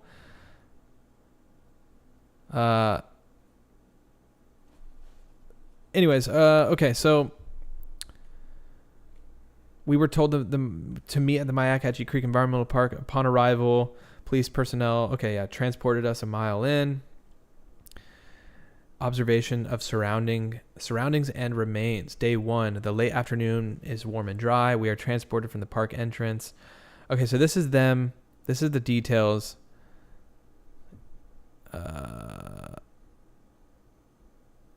Let's see. These are the details of the day. I kind of want to scroll through this. What should I do? Should I do these coordinates? Hold on. Joyce says, I think when picked up Mustang, Chris took dry bag, gonna check on him, didn't see him, so left bag/notebook for Brian to find. Probably wrote him a note. Ooh, interesting theory. Misty, they did find a gun. They talked about finding a projectile in this particular report, but local law enforcement after the fact did talk about finding a weapon, I think, or they were just putting that together with the gun. There was a gun that was reported missing from the Laundrie's house, so I'd imagine it's this gun. I guess they talked about the gun up here. Sorry, the firearm was a European-American firearms. Yeah, so the firearm collected at the scene was evaluated. So they did find a weapon. Sorry. But I think right after the events unfolded on October 20th, I don't think that they had confirmed whether or not they found a gun like that day, if you know what I'm talking about. I think that they kind of slipped up in an interview, and I'll have to find that interview potentially. But anyways, okay, so let me do this real quick. real quick, we are going to open up this. We're going to go to 27.12.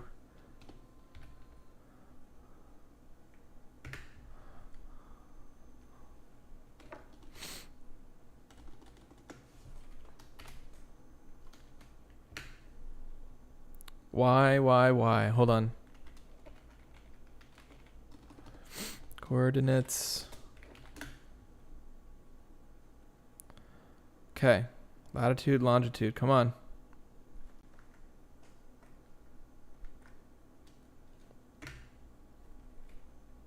Come on, man. Anytime I add coordinates on Google, it acts weird.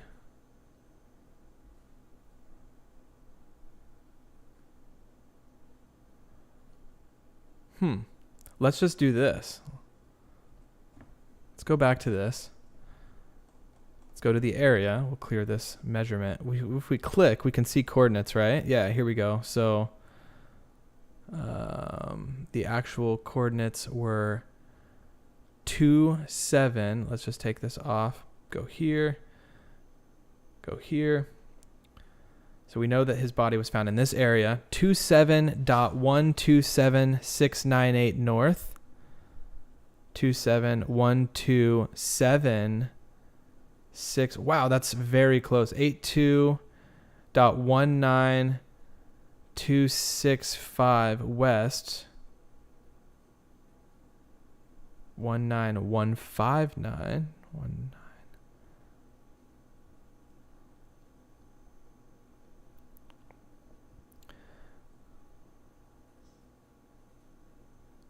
Really close to here. 191. Okay, so it really is like right in this area, which we know that the tent that was pulled up in the footage was right around here, and then that shot of Brian's parents going into the trees was like somewhere around here. And so, yeah, I imagine his body was found, just a lot of his body parts were found in this area. And actually, this area where there's a big canopy of trees, there's like the hanging rope, the rope swing is actually right here too. So I think it was really right in this area. But anyways, the coordinates, they're important, obviously, but it really is just right in that kind of general vicinity. So now it makes me want to look into the bones. So yeah, let's go through the skeletal inventory real quick. Thanks so much for hitting the like button. We're almost at 400, 30 more likes and we'll be at 400. Thank you guys so much. Let's go through this bone list real quick. And actually, if I post this up here on the side, I'll be able to go through this together. Hopefully you all can read this. HR1, let's see, HR1 bone is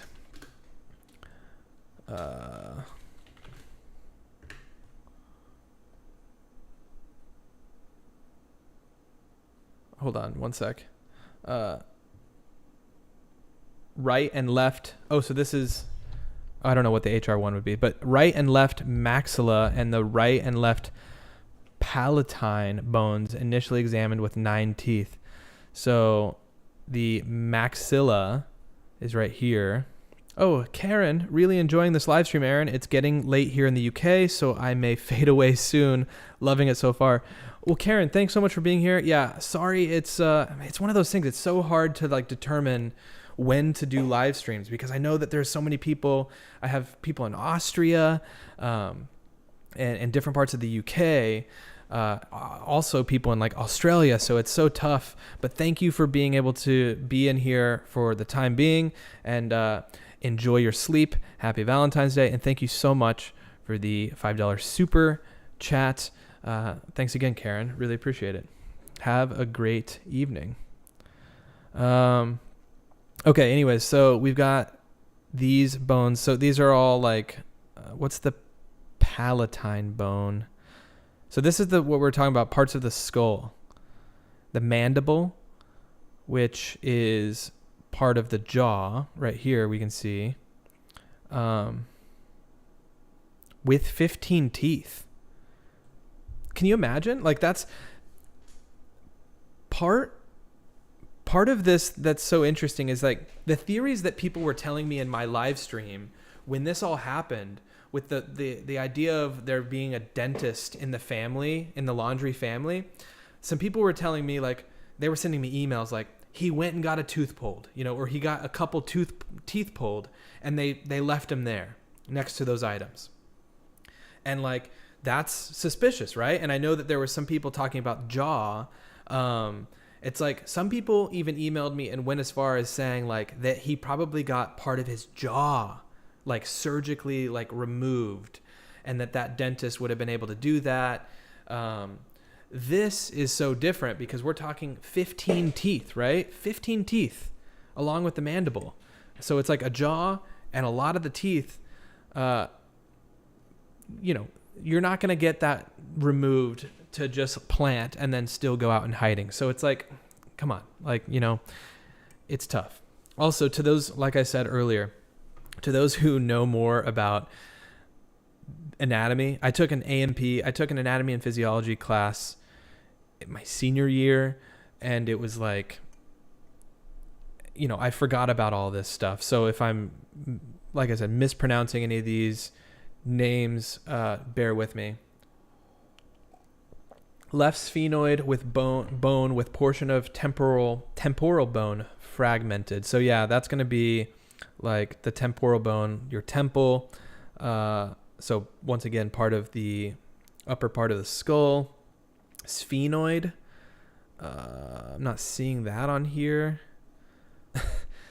Unless I'm just missing it. But yeah, temporal bone.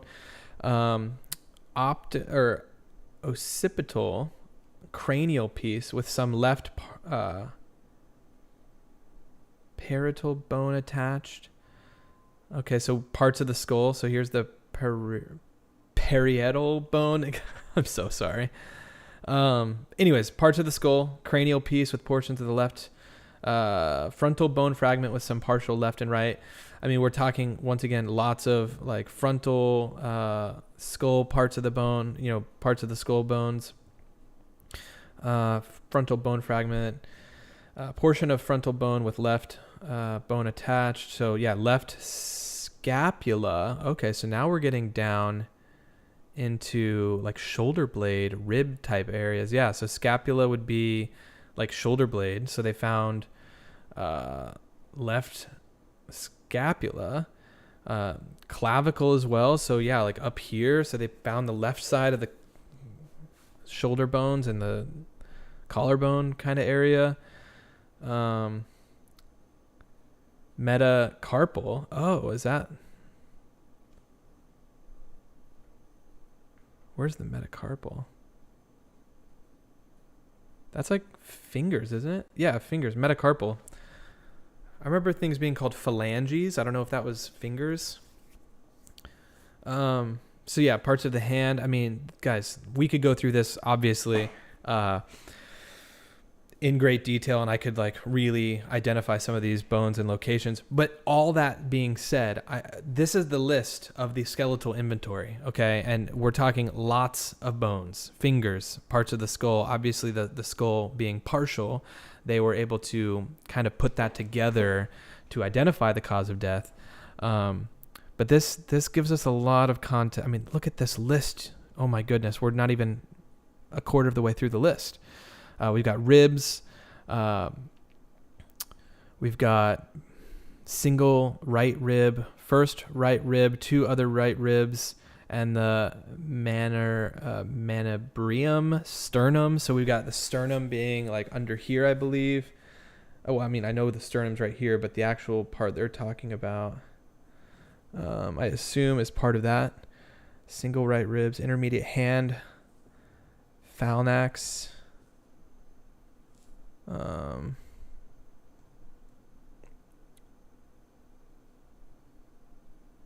Here's that sternum. Okay, so this is the upper part of the sternum that they're talking about. Yeah, tons. Pelvic bones, 2 right ribs, more ribs, proximal foot, more phalanges, more fingers.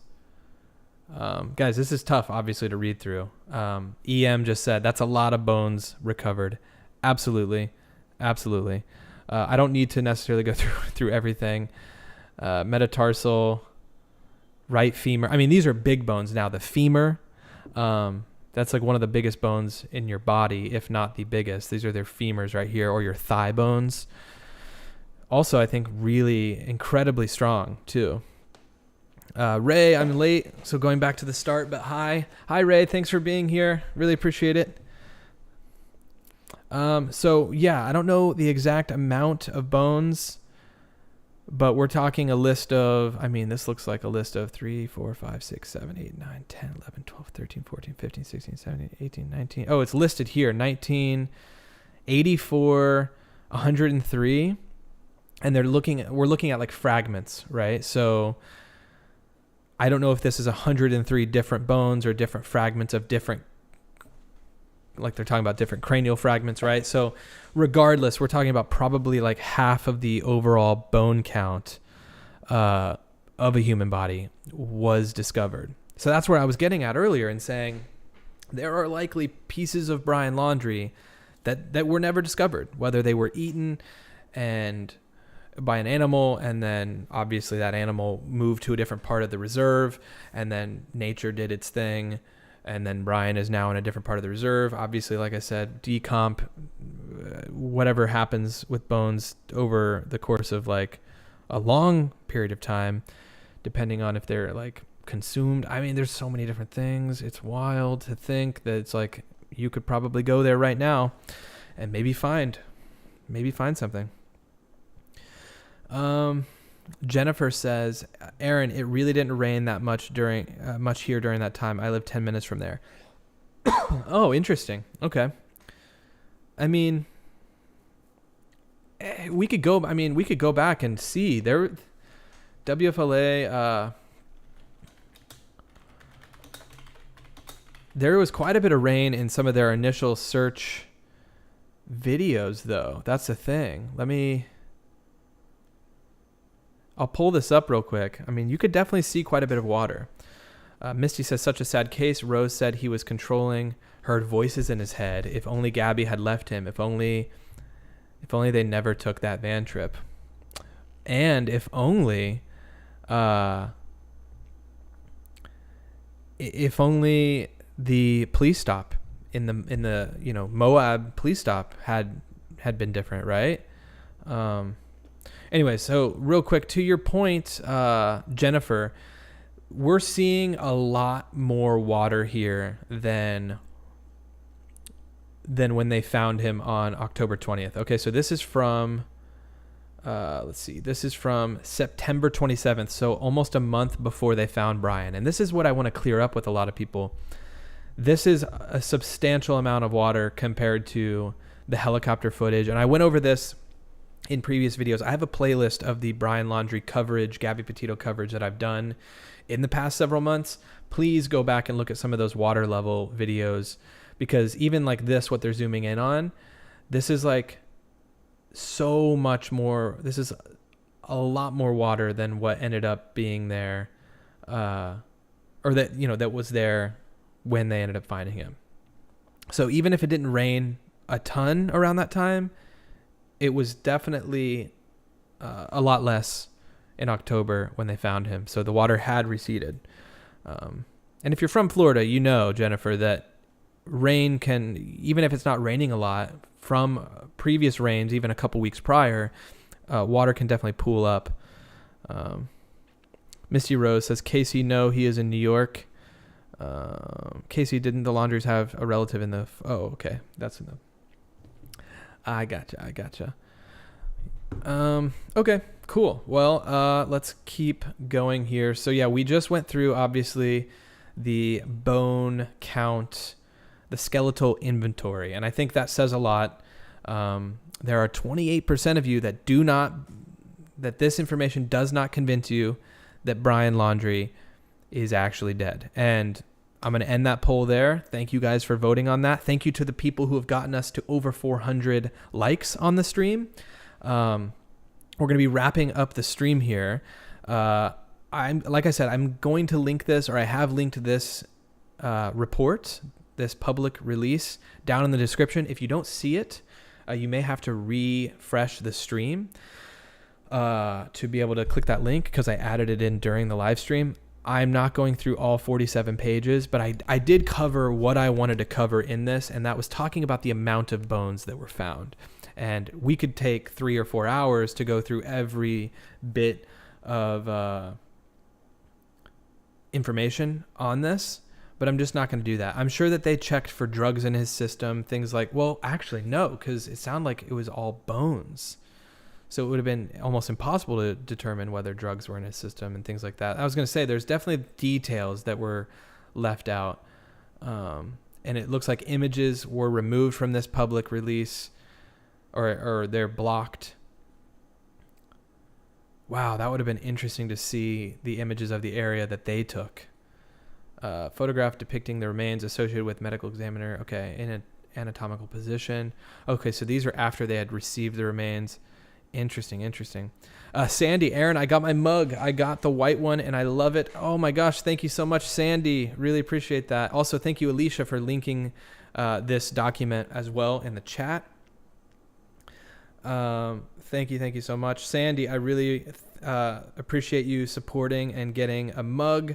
I know that things have shipped at different rates lately, so I'm glad that you got it. For those of you who are unaware, I sell these mugs. I'm not drinking from my mug right now. I just washed it. It's drying off right now, but these are the mugs that Sandy is referring to.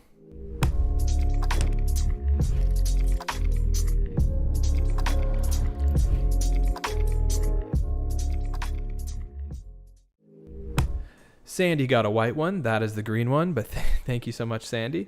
Cheryl says not opening the lines. I mean, we're close to 2 hours. Should I open the lines real quick? Let me know if I should open the lines. Maybe. You know what? Let's just open the lines. I haven't talked to you guys in a while. We're going to quickly open the lines. We're nearing 2 hours, but you know what? It's my first stream back in a while. Let's open the lines. All right, so let me get this set up here. All right, so if Alicia is back. Alicia, if you could quickly, or whenever you get the chance, to post the... Okay, so Sandy says yes, open the lines. Okay, we'll end the stream by opening the lines. If you'd like to call in, Alicia is about to post the number. It is a Google Voice number. It calls straight into my computer. I don't see your number. I just see the first 3 digits. Feel free to call in. Let me know what you think about all of this info that we talked about today, or just in general about the case, about anything. The lines are opening. Okay, there it is. I'm going to pin Alicia's comment. The number is 305-985-2690. Feel free to call in. It is like kind of a first come, first serve thing. So if you see that I'm on with someone and it seems like I'm about to get off, the stream is delayed. So just maybe try to start calling again if you want to try to catch me after I hang up with someone. TD says, yeah, Aaron, thanks. This checks off the bone/skull findings being sus for me. I'm now okay that the parents didn't carry the bones, maybe the dry bag and the notebook. Vegas, Alicia did post the link to the report, by the way. It's further up in the chat. Anyways, feel free to call in. Anyone who wants to call in. Messages, I cannot comment on your chat. What does this say? All right, I'm going to pull this up. Just have the map up in the side. Feel free to call in, guys. It's pinned 305-985-2690. If you're from another country, you might have to push 1 and then the number. That's worked in the past for people. Karen says, I love your glasses, Aaron. Thank you so much. I got these at Zenny. is where I got these. They were super cheap. Glasses can be really expensive, and then Zenny has like some pretty decent glasses on there for a reasonable price. So I got like a few different pairs. These are the ones I've been wearing the most though. When Aaron goes live, I tell my family, see you in 2 hours. Thank you, Cheryl. Oh, Brandy, what about the link to the gunshot video? I will look into that right now while I'm waiting for the first caller. Who's going to be brave enough to call in? 305-985-2690. You guys said open up the lines. Let's see who can call in, who wants to call in. Even if you just want to call in and say hey, feel free. I'm going to look up that Doug live Northport video.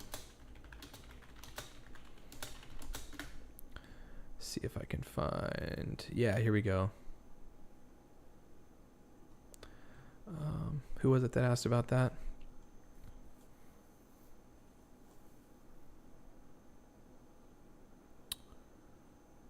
Brandy asked about that. Granny, a Gramsci Life, what headphones are those? These are, what are these? DT Pro. They look kind of weird. They kind of look dirty, but it's just the fabric. Someone commented on that. They're like, your headphone earmuff things are dirty. And I'm like, no, it's just the fabric. These are like pillows for your ears. But they're DT 990 Pro, whatever that is, 250 ohm headphones. They're wonderful headphones. Product review. Okay, so I found this video. Ooh. All right, we're gonna pull this video up for after this call. Call from TD. Oh, it's TD. To accept, press 1. To send a voicemail, press 2. Hey, TD, how's it going? Hey, Aaron. Just fine. How about with you guys? Doing well. Thanks for calling in. Yeah. Listen, I said most of this in the chat, but just real quick, like I said, I think that all helps me. I thought how weird that they only found the skull with the teeth and the bullet hole, which closes the case. Mm-hmm. Like the way that they put it out there originally was like, we found this dry bag, we found this backpack, and we found just the only body part that would close the case and nothing else. That's how it's being portrayed. Yeah. But that's not the case. They obviously found the majority of the kid's body, and they took the skull. Okay, so it makes sense. Yeah, but I'm pretty sure that very, very early on, and I was trying to remember, I think it was the parents' attorney who said they went out there to check on Brian and get that car and left a dry bag and a note or a notepad, like when he was just missing. And before they picked up the car. And so that's still weird to me. I don't think he's alive. Yeah. I think the cops just don't even know when to start paying attention and then have to cover. I think he just gets confused, like that with the skull. Like they did find the whole body. Why didn't they say we found the bulk of the kid, but we're taking a skull? Do you see what I'm saying? Yeah, I think no, that's exactly. where the kind of questions come from. Yeah. And I think there's a lot of weird questions like that. Like, why did they start the search so far over? Why didn't, if the parents were able to walk in there that morning, why didn't the however many thousands of people and millions of dollars be able to walk in there for 3 weeks to find it? Yeah. I think those are the weird questions. And yes, some people think much more in-depth, conspiracy type things, and maybe they're legit. But I think that's where all that, mistrust comes from. Right. And just not willing to wrap it in. They said this, so that's what happened. Tie the bow, be done. You know what I mean? Right. Yeah. No, I agree. I think looking through this today, that's kind of my thing is if they found by the end of the day so many bones, you would think that they would want to at least mention so many more remains were found, and even if they weren't necessarily able to prove that they were Brian's that night, it would be pretty much assumed, right? So I think a lot of people that are kind of skeptical about the case would have more to think about, okay, this is probably him then. So yeah, I completely agree. It's a little bit strange. So even though they can't can't say every single bone is Brian's the next day, what are the odds of 200 bones or whatever being next to Exactly. the dental records that aren't his. I think that would then put it, I think, but I mean, I just think I think it's dumb for them not to say, and we found a bunch of other stuff that we're going to confirm his. Yeah. You know? Yeah, no, So, I agree. Exactly. I think a lot of people are going to be like, yeah, why didn't they want to say that? Because if they had that info, that would keep a lot of people. I think a lot of people wouldn't have live streamed that night, as many people anyways, because they would have just been like, oh, well, it's over. But there were so many people that were like, what if this isn't him? It's just a couple of teeth or whatever. So, yeah, I think it would have benefited them. Yeah, the dental conspiracy and stuff come because, to my understanding, the whole way, our dental records aren't like put in a database or anything. In order to prove somebody belongs to somebody by dental records, they have to know who the dentist was. And then they have to be current enough dental records to match. If you've only got dental records from 10 years prior, they're likely not going to match, if you have decayed teeth or whatever. Like, a person's dental imprint is going to look very different. Now, if you're talking about grinding down the bone for DNA, that's a different thing. But that's not doing it by dental records. That's doing it by DNA. Yeah. And that can't be done overnight. They come out that next morning and confirmed by dental records, which means they did have, I guess, the uncle or whoever is a dentist, so they had current dental records on him. They would have the 15 teeth that they found. They were able to match up enough of the 15 teeth, looked like the last x-rays that the dentist had. Okay, within 24 hours, we can say that's him. Right. That makes sense. But actual DNA from those is a whole other scenario. Yeah, exactly. I don't know. Yeah, it's definitely interesting. And I think, obviously, I didn't think I would be doing a live stream about the Brian Laundrie case today, but it makes me think, like, what else is going to potentially come out? Maybe stuff with the notebook, maybe body cam footage from that day that can help better paint the picture. But I guess I thought I was done talking about this case, but I mean, there's just still so many things that could come out. So I don't know. And they just don't quite make sense. Yeah. And then I think the other mistrust comes from like those poor Moab girls, the friends and family of those girls. They called the police and said they were missing. They thought something was wrong. There was this creepy guy. They said all this stuff, and they didn't go out there. A friend had to go out there and find those girls. What? How are you supposed to go? I mean, we have case after case. Harmony's mom, begging for a year for someone to go check on her daughter. Right. So when people just think that, I get some of these theories are a little more out there than other theories. But I also think it's just as silly to go, oh, we're just going to trust everything they tell us. Right. Yeah. It's such a weird place to be because it's like, I want to trust everything. But at the same time, like you said, like even with this Harmony Montgomery case, it's like someone failed her. And clearly, obviously, if her mom was begging to check in on her and all these different things, like, I don't know who she was really going to specifically, but like someone failed her during that whole year for sure. So it makes you have distrust for sure. Yeah, exactly. And then especially when it doesn't make sense, like how did the Laundries walk right in there and find it, but then the millions of dollars can't find it? Well, how are you supposed to reconcile that when the Moab girls weren't listening to, like all these other cases. The Grizzly did that one case. I can't remember any of the people. It's been over a year or something now. But where she went out on site to the politicians and everything, and like one whole side of the town, like all the officials, like say complete opposite of the evidence that the family and stuff has. Like they're just like you look at a lot of these cases, and it just. I think they have all this evidence, and it depends on how you take a look at it.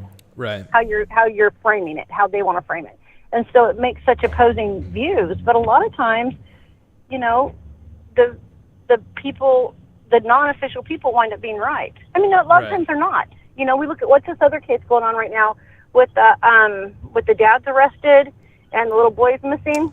Oh, Cody Brigsby, yeah. Yes, and here the aunt or whatever is out there going, why are you looking at my brother? Why are you looking any place else but my brother? And the cops are going, there's reasons we're looking at your brother. Yeah. So this is like the opposite case. Do you see what I'm saying? Right. Where we need to trust. There's no reason to think that they're not. The cops are not looking for the kid in the woods because they know where the kid is already. The evidence says he's not in those woods or where. I don't know what that landscape is around their house, but you know what I mean. So there's definitely the other cases where the cops are right on it, 100% on it, and the family is completely delusional. It's all like a perception thing, right? So it's like it just depends on the different, like law enforcement at different times are keeping things close to the vest and not letting things out. But to the public, it can sometimes look like they're not trying or they're not looking into it. It's kind of how it's all perceived. And this case had such a spotlight on it that obviously critique was coming from all angles. So it just, it's hard to see because like certain times it can seem like they definitely weren't on top of things, but all we have is hindsight now looking back on it. But yeah. Okay, well, that's all I wanted to say. It's nice visiting with you finally. Yeah. Everybody else, hello. yeah. Thanks so much for calling in. I appreciate it. Enjoy the rest of your day. Thanks. Yeah. See ya. Bye-bye. Bye. Someone says breathe. I don't know if you're talking about me. I'm definitely breathing. Does it not seem like I'm breathing? Happy Valentine's Day. Becky says, love you, Aaron. Thank you. Anyways, I wanted to pause at this moment because this is when Brian's dad went out on the 7th. And I always thought that it looked like there was a notebook at the bottom of this bag. I don't know. What are your guys' thoughts on that? He may have just had some items that he was taking with him. Like it was clearly like a water bottle in there as well. But like when I pause the video right here, it looks like a notebook at the bottom of this bag, like that's bending with the weight of the bag. I always thought that was somewhat interesting. And then, the video from Doug live was on October 9th. This is the gunshot. So they say the gunshot is at 16 minutes and 50 seconds of this video here. I will link that in the description of the video as well. It will go in there. You might have to refresh the page. Doug's gunshot video, that is now linked if you want to refresh and go check it out yourself. But it's at 16 minutes and 50 seconds. So if we go to that point, we can listen in on the gunshot. Oh, and there's going to be an ad. Guys, I have tried to get YouTube Premium. There's an issue with my YouTube account and linking this specific card to get YouTube Premium. And I will say, now that I have a YouTube channel that I don't want any issues to have with, since I'm like using this to stream and to make content, I don't want to have any issues. So I'm like not bothering with it right now. I reached out to someone trying to get YouTube Premium. But let's re-listen to this now that this ad's gone. See if you can hear the gunshot.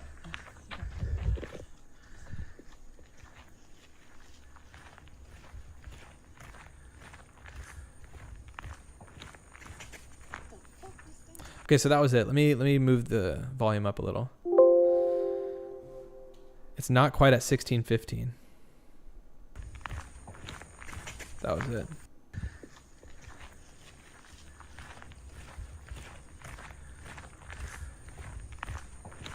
That was it at 16:57. So look down here at 16:57. That was it. CHT. What are you talking about, Angela? I'm confused. Is my mic making weird noises tonight? I don't know what you're referring to there. Shelby, I'm here. Fell asleep watching JB. Going to rewind. Oh, thank you so much. Happy Valentine's Day, Shelby. I'm gonna wrap it up. We're over 2 hours. Beautiful wife is calling me. Oh, she's on her way home. This is great. This is going to be perfect timing. I've really, really enjoyed going through this with you guys today. Obviously, it's unfortunate. I'm going to exit out of the Google Voice. Thanks, TD, for calling. You were the one call today. If you were just trying to call in and I exited before you were able to, I apologize. Deb says you are clear as a bell. Oh, thank you. Good with the mic. We're going to wrap up the stream, though. I appreciate you all for being here. To the people that have subscribed, let's see, we got a few new ones. Thanks to the people who are subscribing. Really appreciate that. And to the people who are returning from previous streams, thank you for continuing to support the channel. Thank you so much for the donations, the super chats, super stickers, the level 2 subscribers or supporters. we have, if you're a level 2 supporter, there's a once a month level 2 supporter only stream that we do once a month. We did ours for the month of February or January. We're going to do one, of course, in a week and a half or so, 2 weeks from now for the level 2 supporters. I have to give a big shout out to the level 2 supporters. Here they are.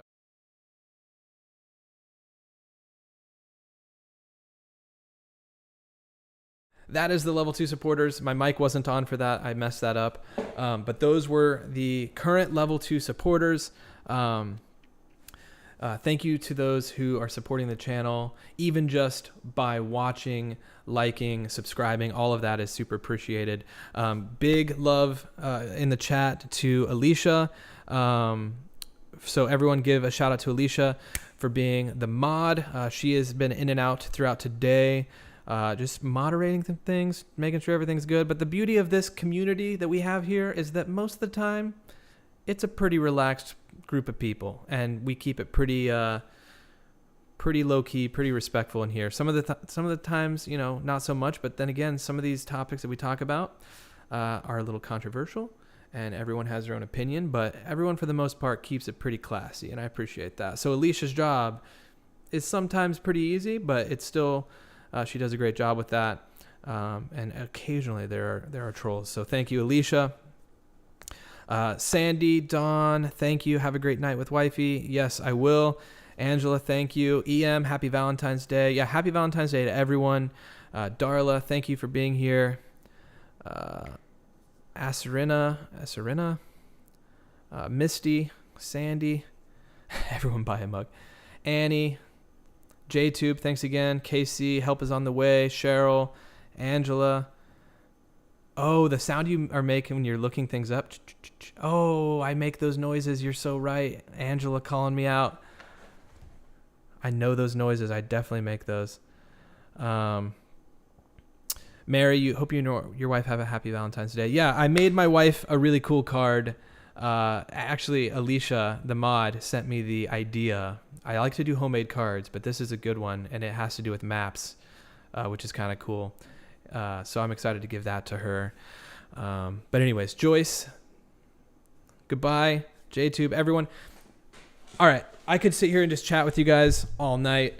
It's good to be back. It's good to be back in town working on the YouTube stuff as well as the documentary stuff. So thank you guys for still being here and sticking around. Expect more streams throughout the week. Maybe we'll get more of a stream schedule going. But if not tomorrow, we may talk about the Cody Brigsby case already tomorrow. If not tomorrow, I will be back streaming Wednesday for sure. So stay tuned for that. If you haven't hit the bell notification next to the subscribe button, if you would like to be notified when we go live, that is the best way to do so. Check your Twitter messages, JTube says. I will definitely check those when I get off here. That's it. I'm going to go. Peace out. We'll see you guys in the next one. Bye, guys.